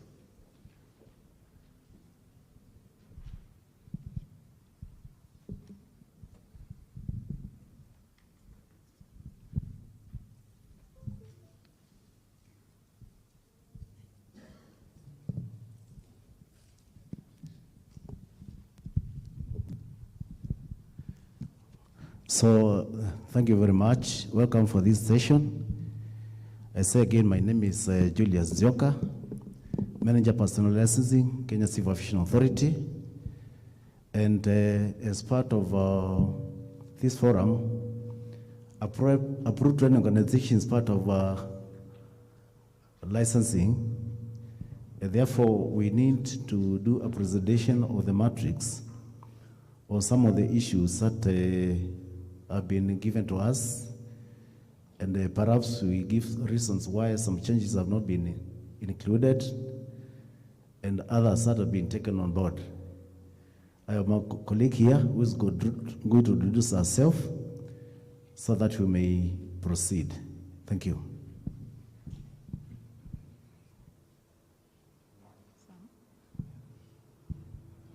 Good morning, all. I'm Sheila Kemunto. As I had earlier introduced myself, I'm an ATO inspector.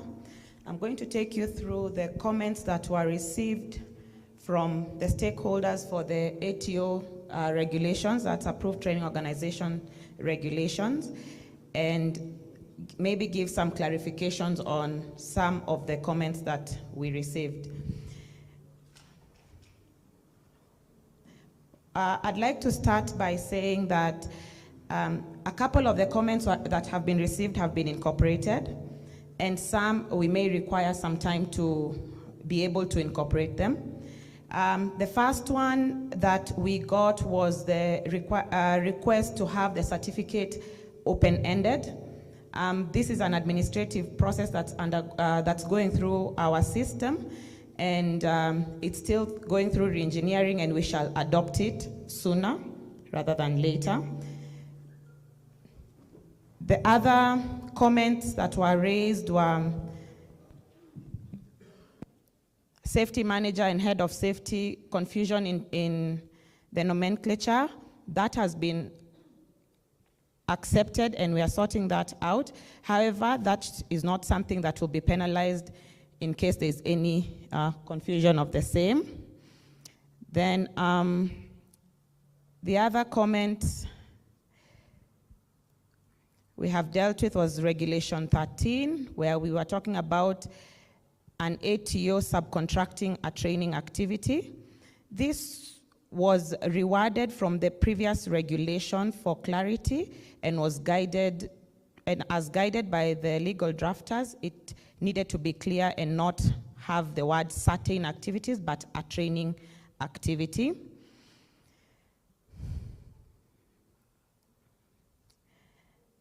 And then we have Regulation 14, and where you had requested Section 1.3 to be incorporated, we have incorporated that fully from the ICAO doc.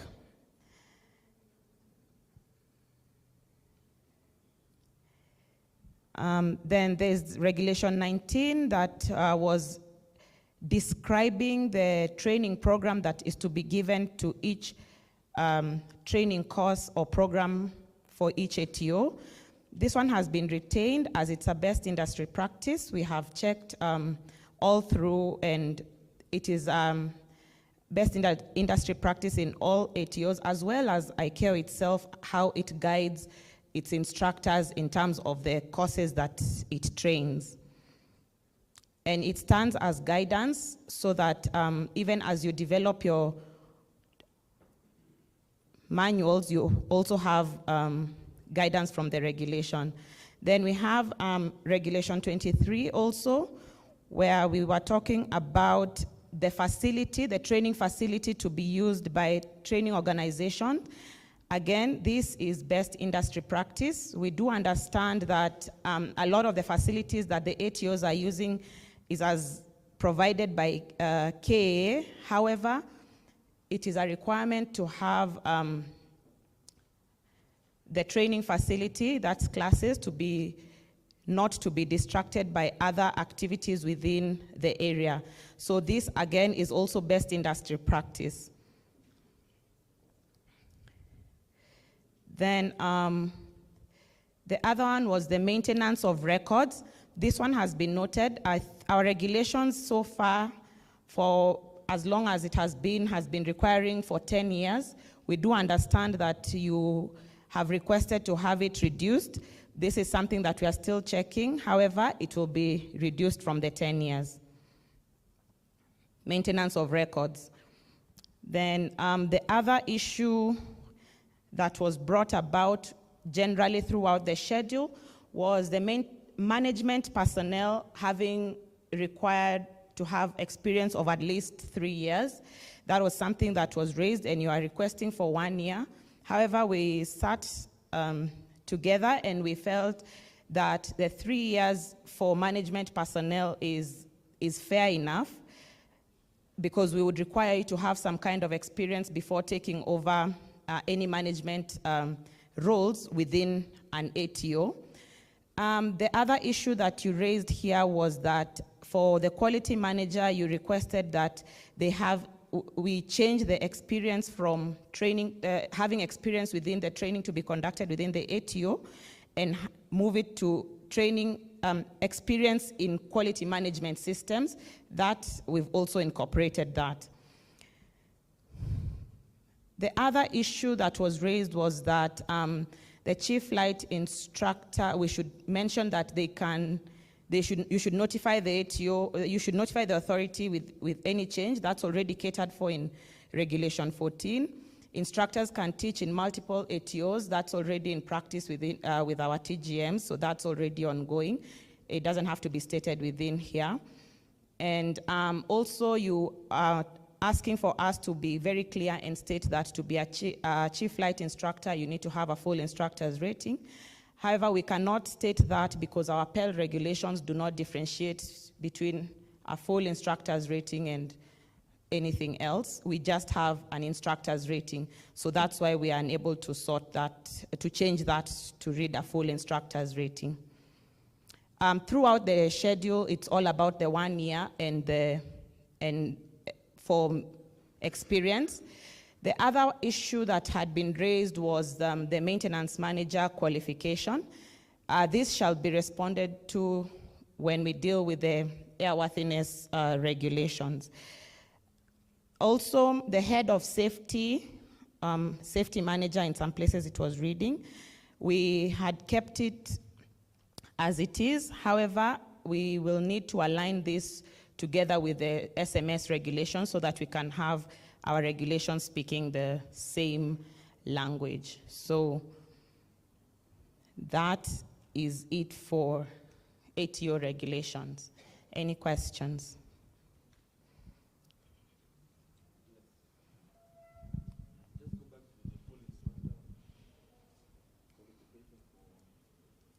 Chief flight instructor?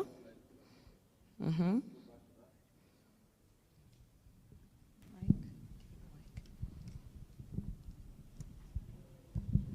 Yeah, coming back to the qualifications for the chief flight instructor, could we go back to that slide and explain again what outcome we came up with? We're saying that you don't need to be a full instructor to be a chief flying instructor. Is that what you're saying? No, what we are saying is that the chief flight instructor will be asked to only have a flight instructor's rating. The industry was requesting for it to actually state the chief flight instructor should have a full instructor's rating. So our regulations don't differentiate, it doesn't specify what full instructor's rating or flight instructor's rating is in the PEL regs. So we would not put that here because we cannot define that here. Okay. Yeah. But what we're doing here is we're reviewing the regulations. So we're creating new laws. So if we feel, if industry believes that a best practice would be a chief instructor to have a full instructor's rating, I don't see why we cannot change it now, together with the PEL regulations. Okay, that's understood. However, we will have to start with defining what a full instructor's rating is, which is not there in the standards or anything. So we could look at it that way. The fact that the ATO regulations chose to maintain this is also because the PEL regulations has never opened up to say what full is or half is, and even our licenses don't issue anything to do with a full instructor's or a, it's just you get an instructor's rating with limitations. So people have constantly talked of full instructor's rating as an instructor's rating without limitations. Yeah, so it's either we write that or we keep it this way, but it's something we can look at within the PEL regs, starting from the PEL regs, yes. I'd like to hear from ATOs. What do you think? Are you satisfied with that explanation? Can we leave it as just an instructor instead of a requirement for full instructor?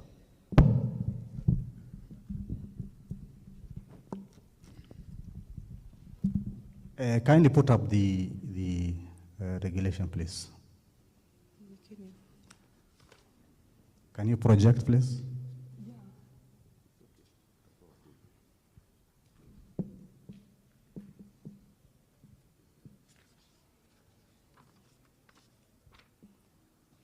Can you project, please? It's projected. Okay. From what you proposed, we realized what you were asking for was too much, DG. And therefore, because these are some of the requirements they were asking for, or rather Kcaa has put across. Chief flight instructor. Okay, just a minute, let me see. I can see very clearly, but let me read from my own script here. That among the many things they asked is have at least 3 years experience in flight instruction with a minimum of 500 hours total time and a minimum of 200 hours instructional time. And we explained this in details, that flying instructing is a transitional job. Pilots do it for our building exercise. And therefore, it will be difficult keeping a flying instructor in a school for 3 years. In fact, if one stays beyond 2 years, we are suspicious as to why they are not moving on. And therefore, we said in lieu of this, because when you talk of 2 hours instructional time, it means that instructor is qualified to be a full instructor. So here the challenge we're having is, you got someone with 200 hours instructional time, a total time of 500 hours, but he doesn't have the three years experience, and the two go together is not either or. So this is too punitive. We can't meet this, to be honest. And therefore, you will force us to keep ghost flying, chief flying instructors, which we wouldn't want to do. So it was on that basis that we said, instead of all these requirements, just state that he should be a full instructor. That way, he will have met the 200 hours instructional time. And because pilots normally qualify with the CPL 200 hours minimum, and additional 25 hours for instructors training, so it's almost automatic that they got already 500 hours. So it was on that basis that we said, please, do away with this idea of three years, because it's not either or. You are making the two mandatory, and believe you me, we can't have instructors in schools for 3 years. In fact, we start looking for placements for them, because even their productivity, it comes down. So it was on that basis that we asked for this, but unfortunately, it is still here. And therefore, we are not convinced that this is a smart regulation. So we ask of you to please have a look at it again. Fortunately, Captain, you've been an instructor. You know this bit. Okay, I think from the comment you have stated, the issue here is you would prefer the 3 years not be merged with the full instructor, because the whole idea of full instructor is the 500 and 200 hours. That equates to the full instructor, what we call full instructor in the industry. So you are suggesting that the 3 years experience should have an or. Either, yeah, or do away with it altogether, because flying is about experience. This is an instructor. You can log 3 hours, but having done nothing, that should not make you a CFI. You see, we are the employers. We know who we want to be our chiefs. So as much as you make these regulations for us, that is why you call us for an input. So please, if possible, make it 1 year if need be.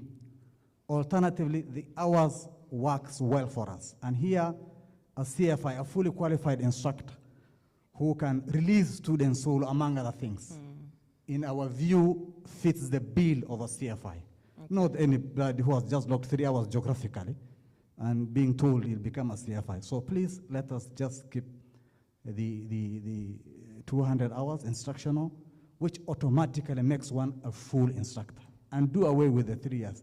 If you feel you need to put years, then make it 1 year, just to have some years on the requirement, on the regulations. Thank you. Okay, points noted. Thank you very much, Madam. Let me thank our colleagues for a very informative point, especially the last contributor. And it's coming to the point that I was going to make. It is ultimately on the ability, not the time-based alone, is what somebody can do effectively and efficiently. When I gave my short history, that I joined the industry over 50 years ago and still going strong, I had a reason for it, and now focus to the matters of the, if I may, on the engineering training, maintenance training. I want to start off by saying that the regulations that we have, to the credit of the Kcaa, have received due attention, and they're doing a wonderful job. But we are in aviation, and this is a dynamic industry. I think the first speaker, Mr. Port, indicated that those regulations now increased quite a lot, and there is a purpose for this. We are having more complex situations, machineries, and systems to address so that we have safety. Back to our regulations, which I've studied very carefully. The first point to note is that the starting point, of course, is the ICAO personnel licensing. And in that respect, I think the way we have presented ours over the years, they're all lumped together. We have the flight crew, we have the cabin crew, we have ATO, we have ops. the one section altogether. The suggestion very strongly, this has been made, but it's worth separating these into different chapters, very distinct, and I'll explain why. If you see the ICAO document, compare with what we have, there is, at least at the face of it, in terms of volume, one starts to ask whether we are really meeting that standard. I'm sure we do, but it's not that apparent. But by separating these, it would be, for example, we deal with aircraft maintenance training organizations. A chapter is own, very distinct, so that we have very good clarity. We see where the syllabi, basics and types and how these are all managed. The issue, I think recently, if you just conclude that point by saying there's something about part 147, part 66, and how all these fit. A syllabus will show how many modules somebody needs to study, the subject, and how long do these take, which actually drives the issue. Are they competent sufficiently to do what they are meant to do? There must be very transparency here. At the moment, this needs to be improved on quite a lot, I think. The other thing is that we are part of international regime of practices. So we can't be very, very different. All over the world now, and believe me, I've worked in the UK for many years, also in the Middle East, and in Kenya is where I started, and I'm back here. We have internationally now adopted the EASA European system, which was adopted also from the FAA in some respects to be the world standard. So you have, if you go to Qatar, you go to Emirates, you go to CA, you go everywhere else, they have got the template of EASA, and they have used it very effectively to populate and customize theirs. But it becomes very clear how things are met, because a colleague last night, when I asked a colleague that, look, I can't see the syllabi, where are they? Have you, am I missing them? They say, no, they're in the circulars. I checked these. Maybe I was too little tired. But you see, if I put in that kind of effort, I'm not getting the information. That indicates to me that as a user, there's an issue of accessibility. Although really, my suspicion is that they're probably not in the way they should be, if they do exist, as I hope they do. So I would say that we need to revisit the whole area of how we have simply said ATOs. We need to segregate these, and the pilot here, I assume is a pilot, was simply saying, look, how you have actually put this is not the way they should be. So maybe on the same theme, I think somebody from maintenance would say the same, that look, the way you have put this, how are you going to judge my training organization if you don't clearly tell me what exactly should be meeting? But the whole world, this is actually being showed very, very clearly. In about 3 years back, there was a meeting at the East African School of Aviation, and I stood up to give the same, and I was asked that, can I submit this by email within a week, which I did, but I never received a response, and of course these have not been put on board. I think the point was made earlier on. So there is a bit of disconnection here, that if you call stakeholders, and then they make their view, and these were not a very easy exercise. It took me, with other things, about a week to do. But I thought it was a very thorough. I submitted it by email. I don't even think I received, actually, the acknowledgement to the email, although I wrote to the person who I was given to. So I think we need to revisit this, because if we don't, and we're taking this forward the way they are, I mean, it would be ridiculous that you say, look, this is what is coming from Kenya, this is what is coming from Qatar, this is what is coming from elsewhere. This is, but anyway, they don't have to be in the same way, but you see, the same information should be there. And the moment one is struggling to see if that is there at all. I'll end up now, perhaps the best you you wanted to hear, but take it for what it is. We are professionals, and professionals, we are not supposed to censor ourselves where safety is concerned, especially. I think that goes without saying. It is not a huge task to do what I'm saying. If you allocate something like 2 weeks, a small committee maybe, especially if you throw in a professor as well, this will be done very, very thorough. So we are here to help. We're not here to simply say, look, this is wrong or this is right. No, no, no. This is our country, and we want to see it also be where it is internationally. Thank you very much.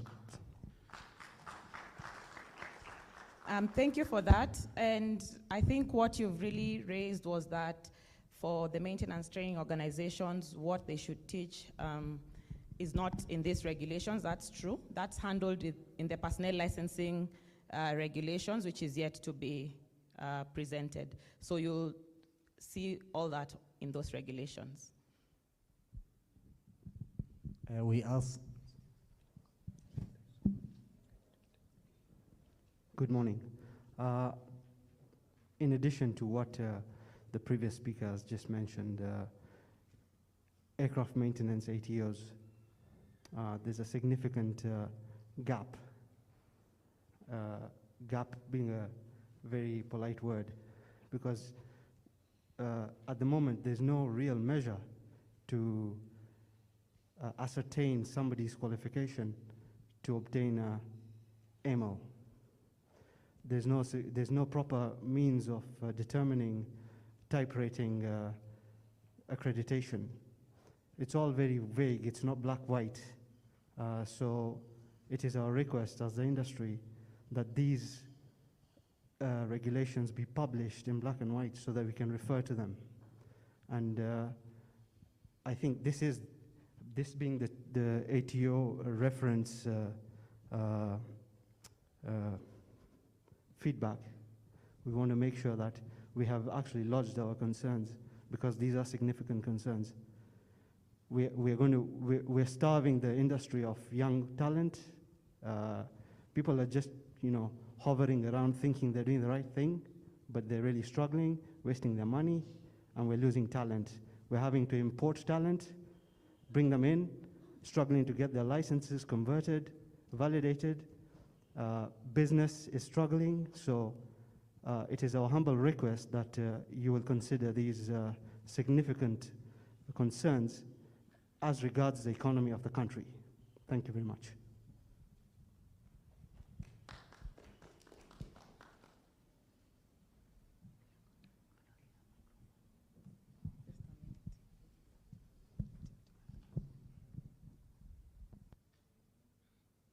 We'll hear from Kanawaidaka, and then, wow. Okay, Yeah. sorry, Colonel. I think we because we really have to get to all the comments, if we can introduce ourselves, just say who we are when we make a comment, and then we go straight to the issue, because what we are doing right now is basically just cleaning up. I know there are areas that we have not addressed, may not have been addressed as per the initial stakeholder engagement, but we just go straight to the issues, and if we can avoid duplicating, so that, because even if we duplicate, we don't add much, but we get to the point where the issue is. Sorry, Colonel, for interrupting you, sorry. Yeah, thank you, Lawrence. I just wanted to, because of the amount of work that is ahead of us, and we also need to, to go through those in 2 days, and we can't extend. I think this point of the flying instructor has actually been very well hammered, and especially from 99 flying school. And I think that's what we should go for. They have asked and explained that the issue of years should not be there. It should be the flying experience that is required. And I think that is enough. This matter has actually been discussed ever since 2004. It has always been said, and the DG correctly said, we are here to change the law and make it good for us. So let's move on. Let's remove the years. Let's leave the hours. Mambo kwisha. And we move forward.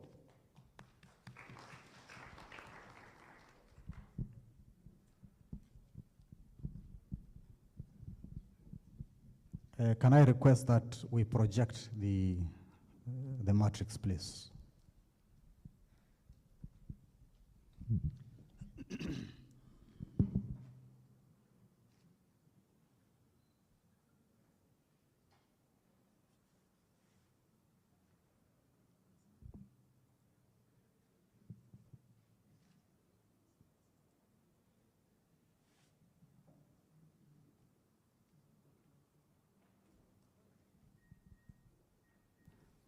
Yeah, you can tell me the section as they No, set it right up. from the top. Start the matrix from what we presented to you, so we Okay. go through it.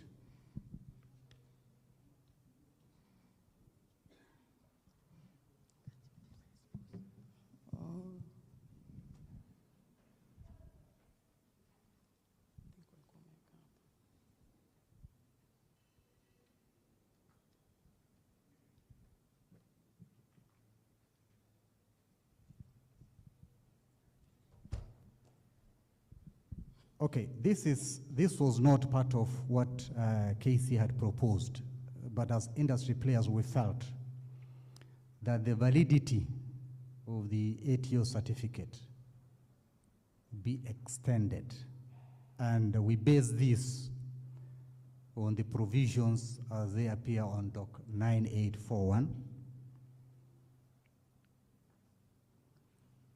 It states that it could either be explicit for a given time or open-ended.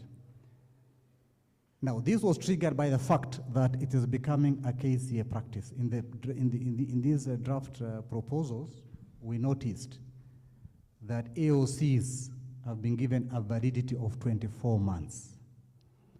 We equally noticed that the COVs issued to aircrafts have equally been extended to 24 months.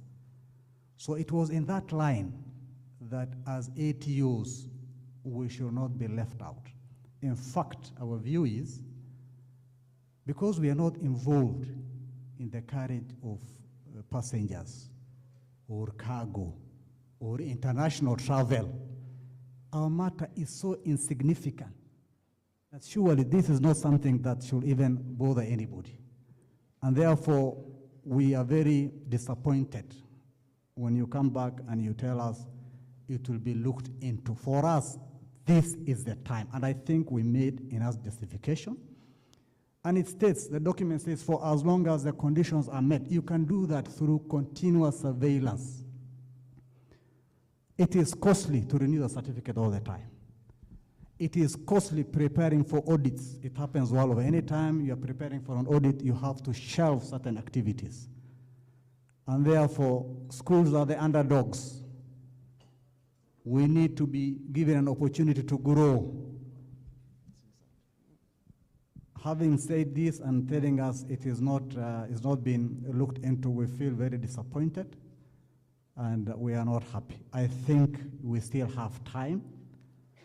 Please relook at this thing. We are so insignificant in the operations, in our operations, and therefore we request that this be relooked at least at the very minimum, bring us to be at par with AOCs who are more, significant, who are more, complex in the operations. We are simple, organizations with 2, 3, 4, 5 aircrafts. So we are not happy with this. So kindly, it is our feeling that you relook at it, please. We request of you that you reconsider this recommendation we have made to you as stakeholders. Thank you. Okay, thank you, Kano Idaka. Thank you, Kano Ali. Just a moment. Let me just be able to answer that input from Kano Ali. We have heard you on the issue of 24 months, and as we proceed with what you call the business engineering of the regulator, this issue of 24 months, the ones that has been given with the flight operations and airworthiness, is all going to be incorporated. And that's why we have come back to the stakeholders for the purpose of ensuring that the gaps that have not been addressed are addressed today. And therefore, the issue of 24 months is going to be factored in, so that at the end of the day, we have got a level playing ground for everybody. And with that, I think that chapter of 24 months is going to be, the 12 months is going to be closed. Now, there are also other issues.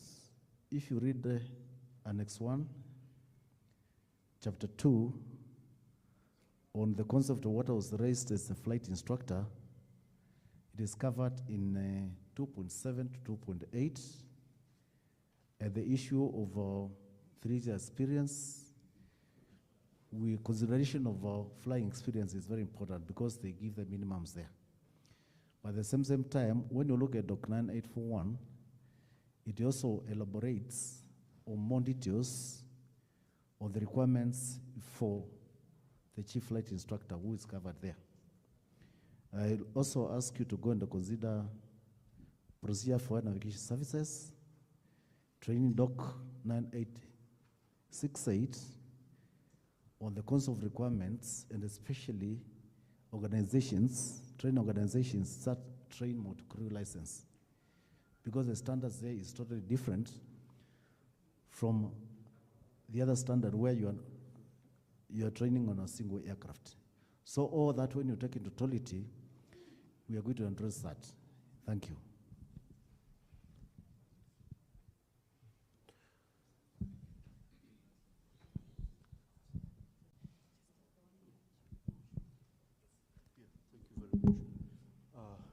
First of all, very good morning to you. My name is Professor Engineer Hamir, Acting Director of SAVE at TUK. More importantly, I really like the intervention metrics, because the process that you have employed, madam, is excellent, because it actually provides a pragmatic process to see what comments are there, where have they been addressed. But in order, and this is from a constructive standpoint, to look at providing, we are here for a draft regulation. I would have preferred the modus operandi to be in that context, such that we can anneal the process to perfection. And in that context, if we were able to group each other, have some forms where we could have provided input, and those then get documented in the intervention metrics as well. So, or for instance, in the registration process, while you register, I think that is also a very good way of standardizing who is coming to the table, that you ask pre-questions for them to fill a survey, such that you know that those surveys will be accounted for. So I just wanted to touch base on a different angle, but not taking anything away from the work that you have done. And in many places, people just project the documents without showing an intervention matrix, because, and that is usually done at the last point. Once you have collected everything, then you say, okay, have you addressed those points from industry, from academia, and other things? And finally, I have noticed that myself and Dogo Ondore are here as from the academia, and I think we need to have more academics, because if you look at the quadruple helix structure, which we consistently talk about, government, academia, industry, and the community in which you want to impact, if academicians are not part of the synthesizing process of these over 2,800 regulations, then we need to make those changes. So that's my input, my 2 cents worth, as one would put it. Thank you very much. Thank you. Good morning once again. My name is Eric Kivindu. Mine is not, mine is just a comment, an addition maybe, which will help us move forward as we deliberate in this draft regulation. First, I allow the Kcaa for the effort to share the reasons why some comments that were shared by stakeholders were not incorporated. Unfortunately, that feedback has come a bit too late. As we prepared for these 2022 submissions, most of us were heated up, we were annoyed, because over the years, We have been making submissions and no comment. And as Fred Oport has rightly put up, he's been making from 2005. And we didn't know that you normally review our comments. So I suggest maybe even as we prepare to tackle the 2022 matrix, it's important that we understand the reasons behind why some comments in 2018 regulations were not incorporated in the draft that we are discussing today. That will speed up the process of coming with the right law, and we'll be able to say there was real public participation. And history will show that laws, like Opota said, if you don't make good laws, there'll be disorder because there'll be no compliance. Let us not make laws targeting an entity, a person, and all that. We are making laws for the future. And for us to get the right laws, there's need for open and genuine engagement between the stakeholders and the regulators. Today's regulators, implementers of regulation, will be tomorrow's stakeholders. And today's stakeholders are likely to be the regulators. So let us make laws with focus for the country and to help the industry grow. We are competing internationally, and out there we get people whose regulatory regimes support them. For example, I operate in Rwanda. I do scheduled operations in Rwanda. In Rwanda, getting a license is very expensive. And it had to take the intervention of the DG when I was applying for the license to talk to the counterpart, because there are certain things they were asking for which we had not implemented. If you give me a license for 1 year, Rwanda gives me a license for 1 year or less. If it's 2 years, I get 2 years and I pay once. So by extending validity of certain licenses, you put us in that competitive edge because we are competing internationally. And we are here to make those decisions. Where the ICAO documents or maybe standards put a higher standard that we cannot comply as a nation, I think as a country we should be fair and sincere that we are not able and file for a difference. There's nothing stopping us from filing for differences. When it comes to implementation, also the coming to force of certain laws, when we agree and we find that the laws cannot be implemented within the time required, we should also get a time to, we could say 2022 laws have been adopted, but they'll be fully implemented in 24 months. That gives operators time to comply. Otherwise, there'll be disorder, and we don't want to feel like the authority is policing us. We want you to carry out your oversight roles, and it is our duty to implement and comply within a framework and an environment that we don't feel squeezed and like the laws are being targeted on us. Thank you. Thank you for both comments about the regulations and the history of regulation making. Maybe I'll give it to our NCMC, Mr. Lawrence, to comment on that. Thank you. My name is Nicholas Mahoya. Thank you for your many comments. We really appreciate. As you may understand previously, due to ICAO audits coming to Kenya, which was very critical for us to pass to enable our operators to continue operating internationally, we were forced to do very quick interventions on the gaps that we had as a country in our regulations. And we have said this severally in our stakeholders meeting, that we did try to comply with the standards or with the requirements of the civil, with the constitution of public participation. But the timelines of the coming audits were quite fast. So somehow we may have not done a second stakeholders, and a third stakeholders. But we did, after all, listen to you and incorporate it as much as we can. I would also like to say this, that we have not in any way ignored your comments. And whatever comment that you have that conflicts with international standards, we are trying to put it in the matrix. So if you have read the matrix, you'll see that this is an international standard. And therefore, we may not be able to go lower. And if we feel as an industry, though it is an international standard, then we as a country, we object and we would like to file a difference internationally with ICAO. In that case, then the state of Kenya will file a difference with the international standard.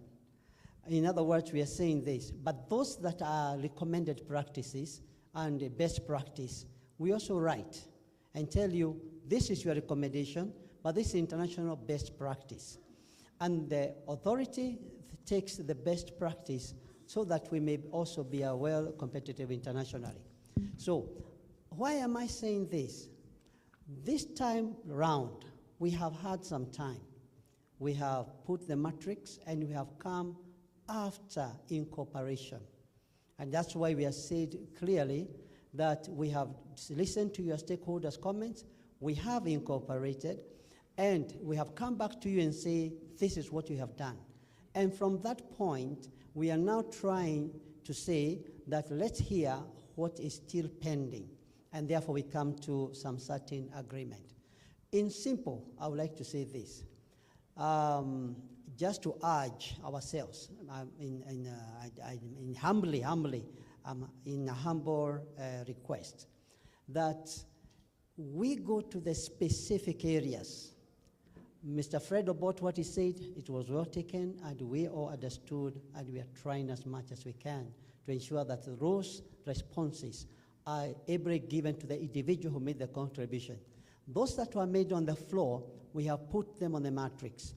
And because of sometimes time is not always on our side, we have given to you and you have looked, especially the comment that you personally made.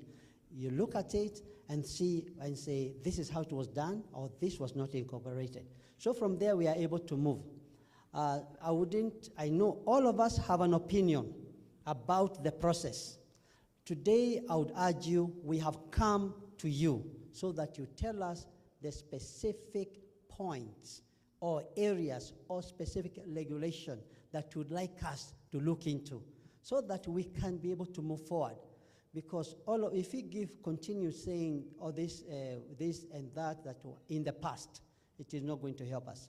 So come up with a point and say, regulation this, point this, it is reached like this, like my friend here who has fought to increase, remove the renewal time to 24 hours, to 24 months, which now on the floor we have said it is possible and it will be incorporated. So that's why we want to go. So we move first, and you have agreed as a nation, and as Kcaa, that's why we have put this floor. And that's why I put you in this big room, so that we may listen to you. So give us specific points, and we shall work on them.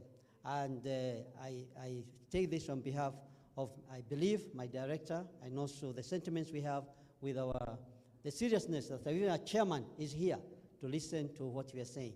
So thank you very much, and I don't want to continue on this debate. Let us put the regulations, point regulation number this, or the comment of this, and this what you have said, we would like to have this one change. And that will be, then we'll give you the reason. We have accepted it, or we cannot accept it, this international standard. If the floor says, let Kenya differ from the rest of the international standards, we file a difference, we shall do so. Thank you very much. God bless you.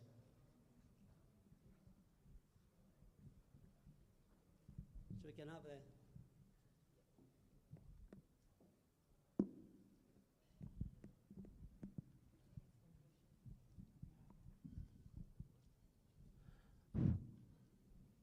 Okay, Thank you very much.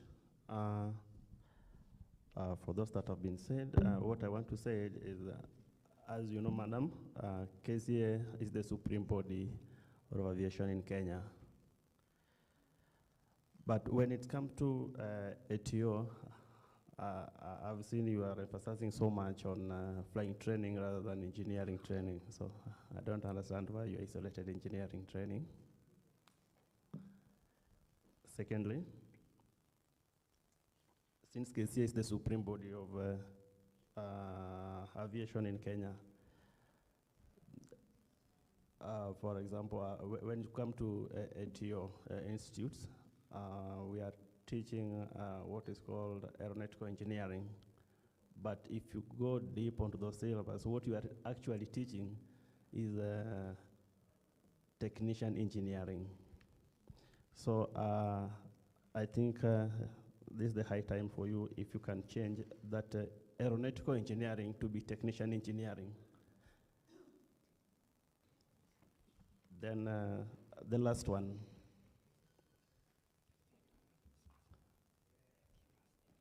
When it's come to aeronautical engineering, it is next to qualify you the candidate, okay? But is it possible that you can have a mechanism whereby it is you to set the exams for these so that these students may not do NEC, but you have your own ways of evaluating these students? That's what I may ask. Okay, thank you. Okay, thank you. You stated that the regulations are only covering the flight training. However, no, we've covered the engineers' license training within these regulations. And these regulations basically cover a training organization. When it comes to the licensing of the engineers, it's covered within the PEL personnel licensing regulations. So these regulations are read together with the personnel licensing regulations. These regulations cover the entity, the training organization itself, and we have covered the engineers within it. And as you were requesting about the training being done, examination is being done by NEC. Currently, we are moving to, we are testing. So once an organization goes through the certification to be a training organization for maintenance, we are dealing with the theoretical testing and practical testing to be done for the engineers as well. So that theoretical test, will it be from Kcaa or NEC? Kcaa. Okay, that is good. I think that's the way, because if you start to nurture this future engineering and start familiarizing themselves with the Kcaa, is much better than when they come from NEC direct to Kcaa. Yeah, I think that's how you can make them also to understand the regulations and the ways of aviation. That one will be a very great step for Kcaa. Thanks a lot.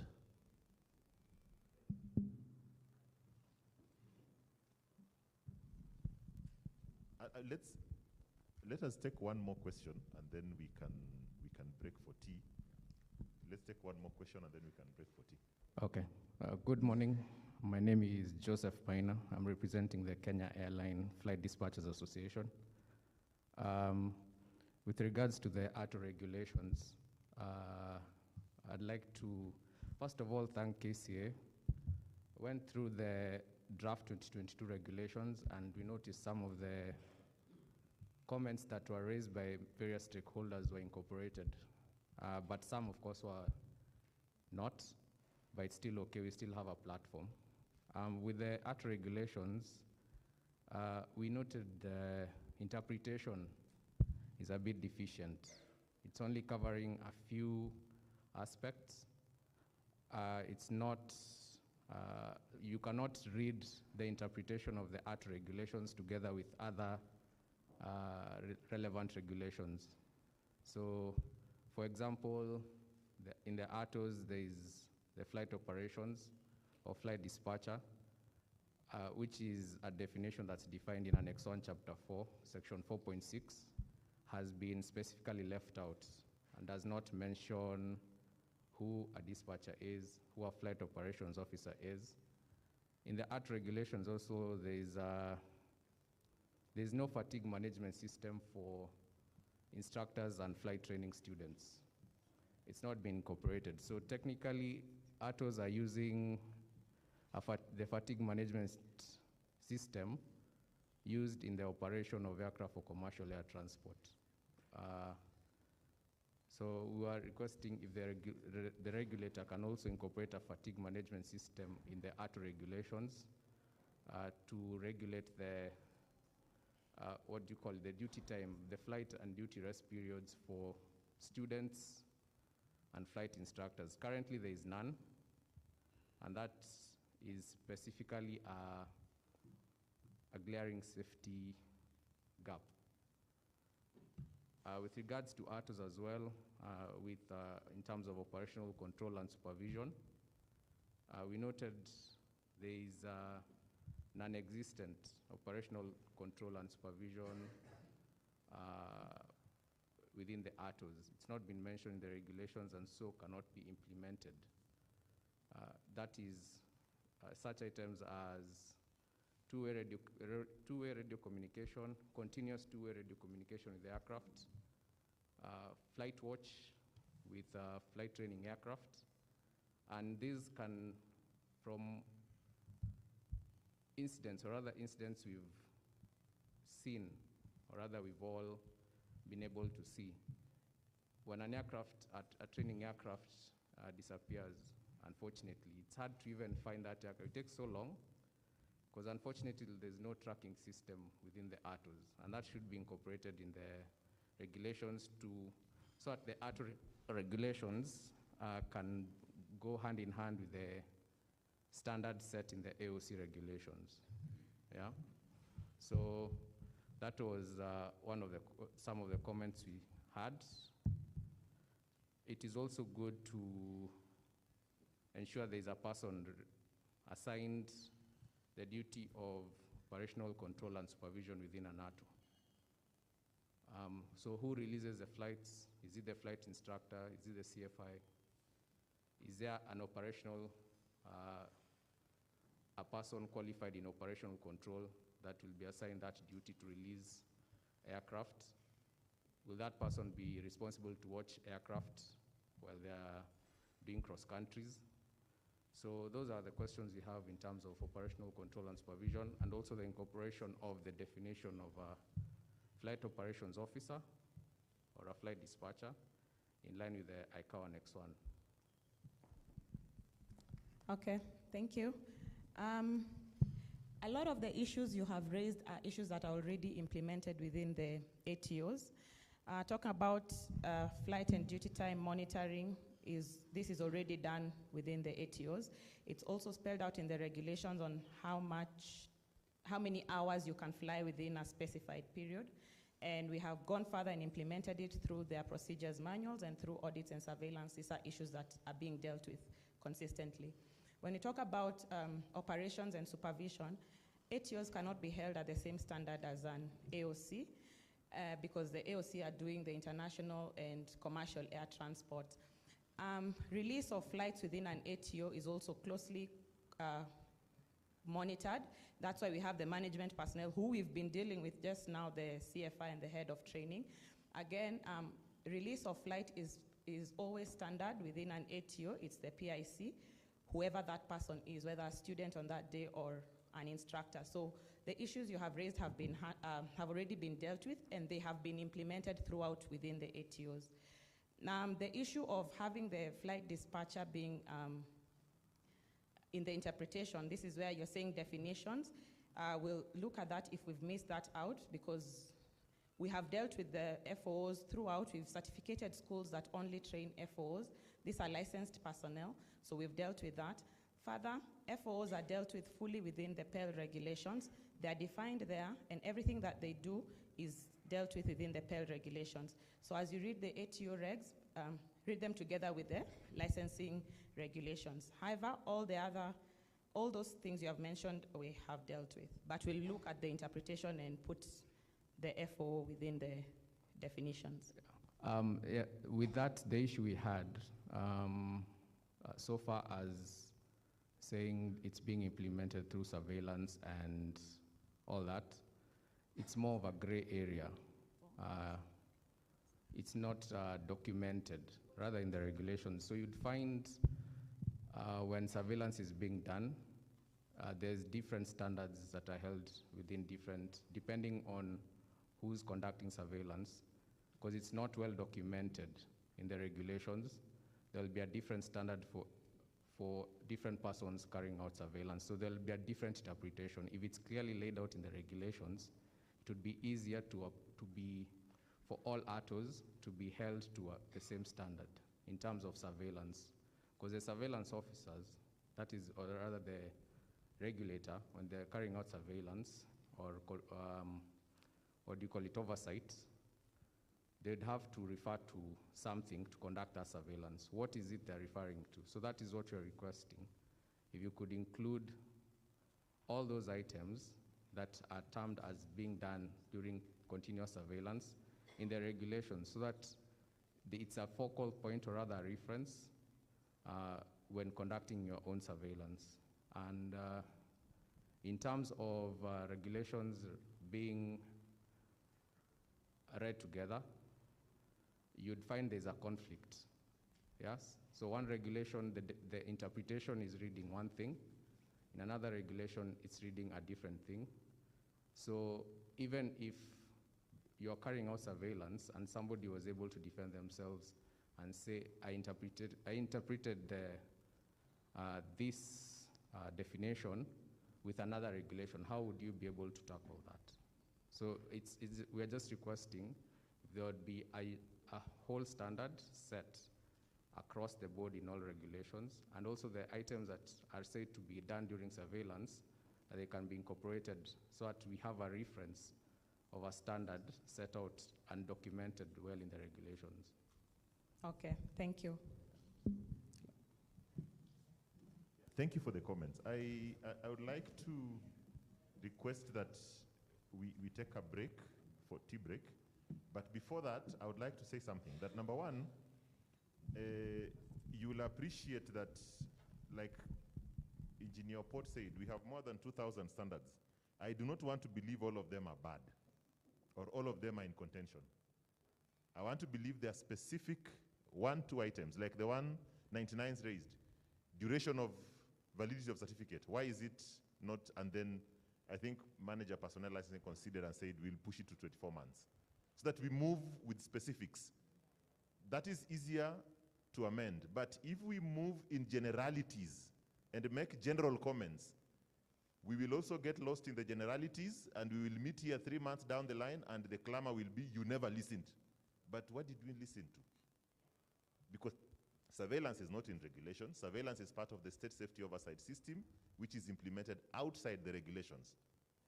So if we comment in generalities, we will miss the point, both of us. But if we comment on specifics, regulation number 10 says 10 hours. I don't agree with that. Can we move to 3? Then that becomes an easier way for us to handle. So I would like to request we go for tea break, because we have only covered 2 of 30, and we only have 2 days.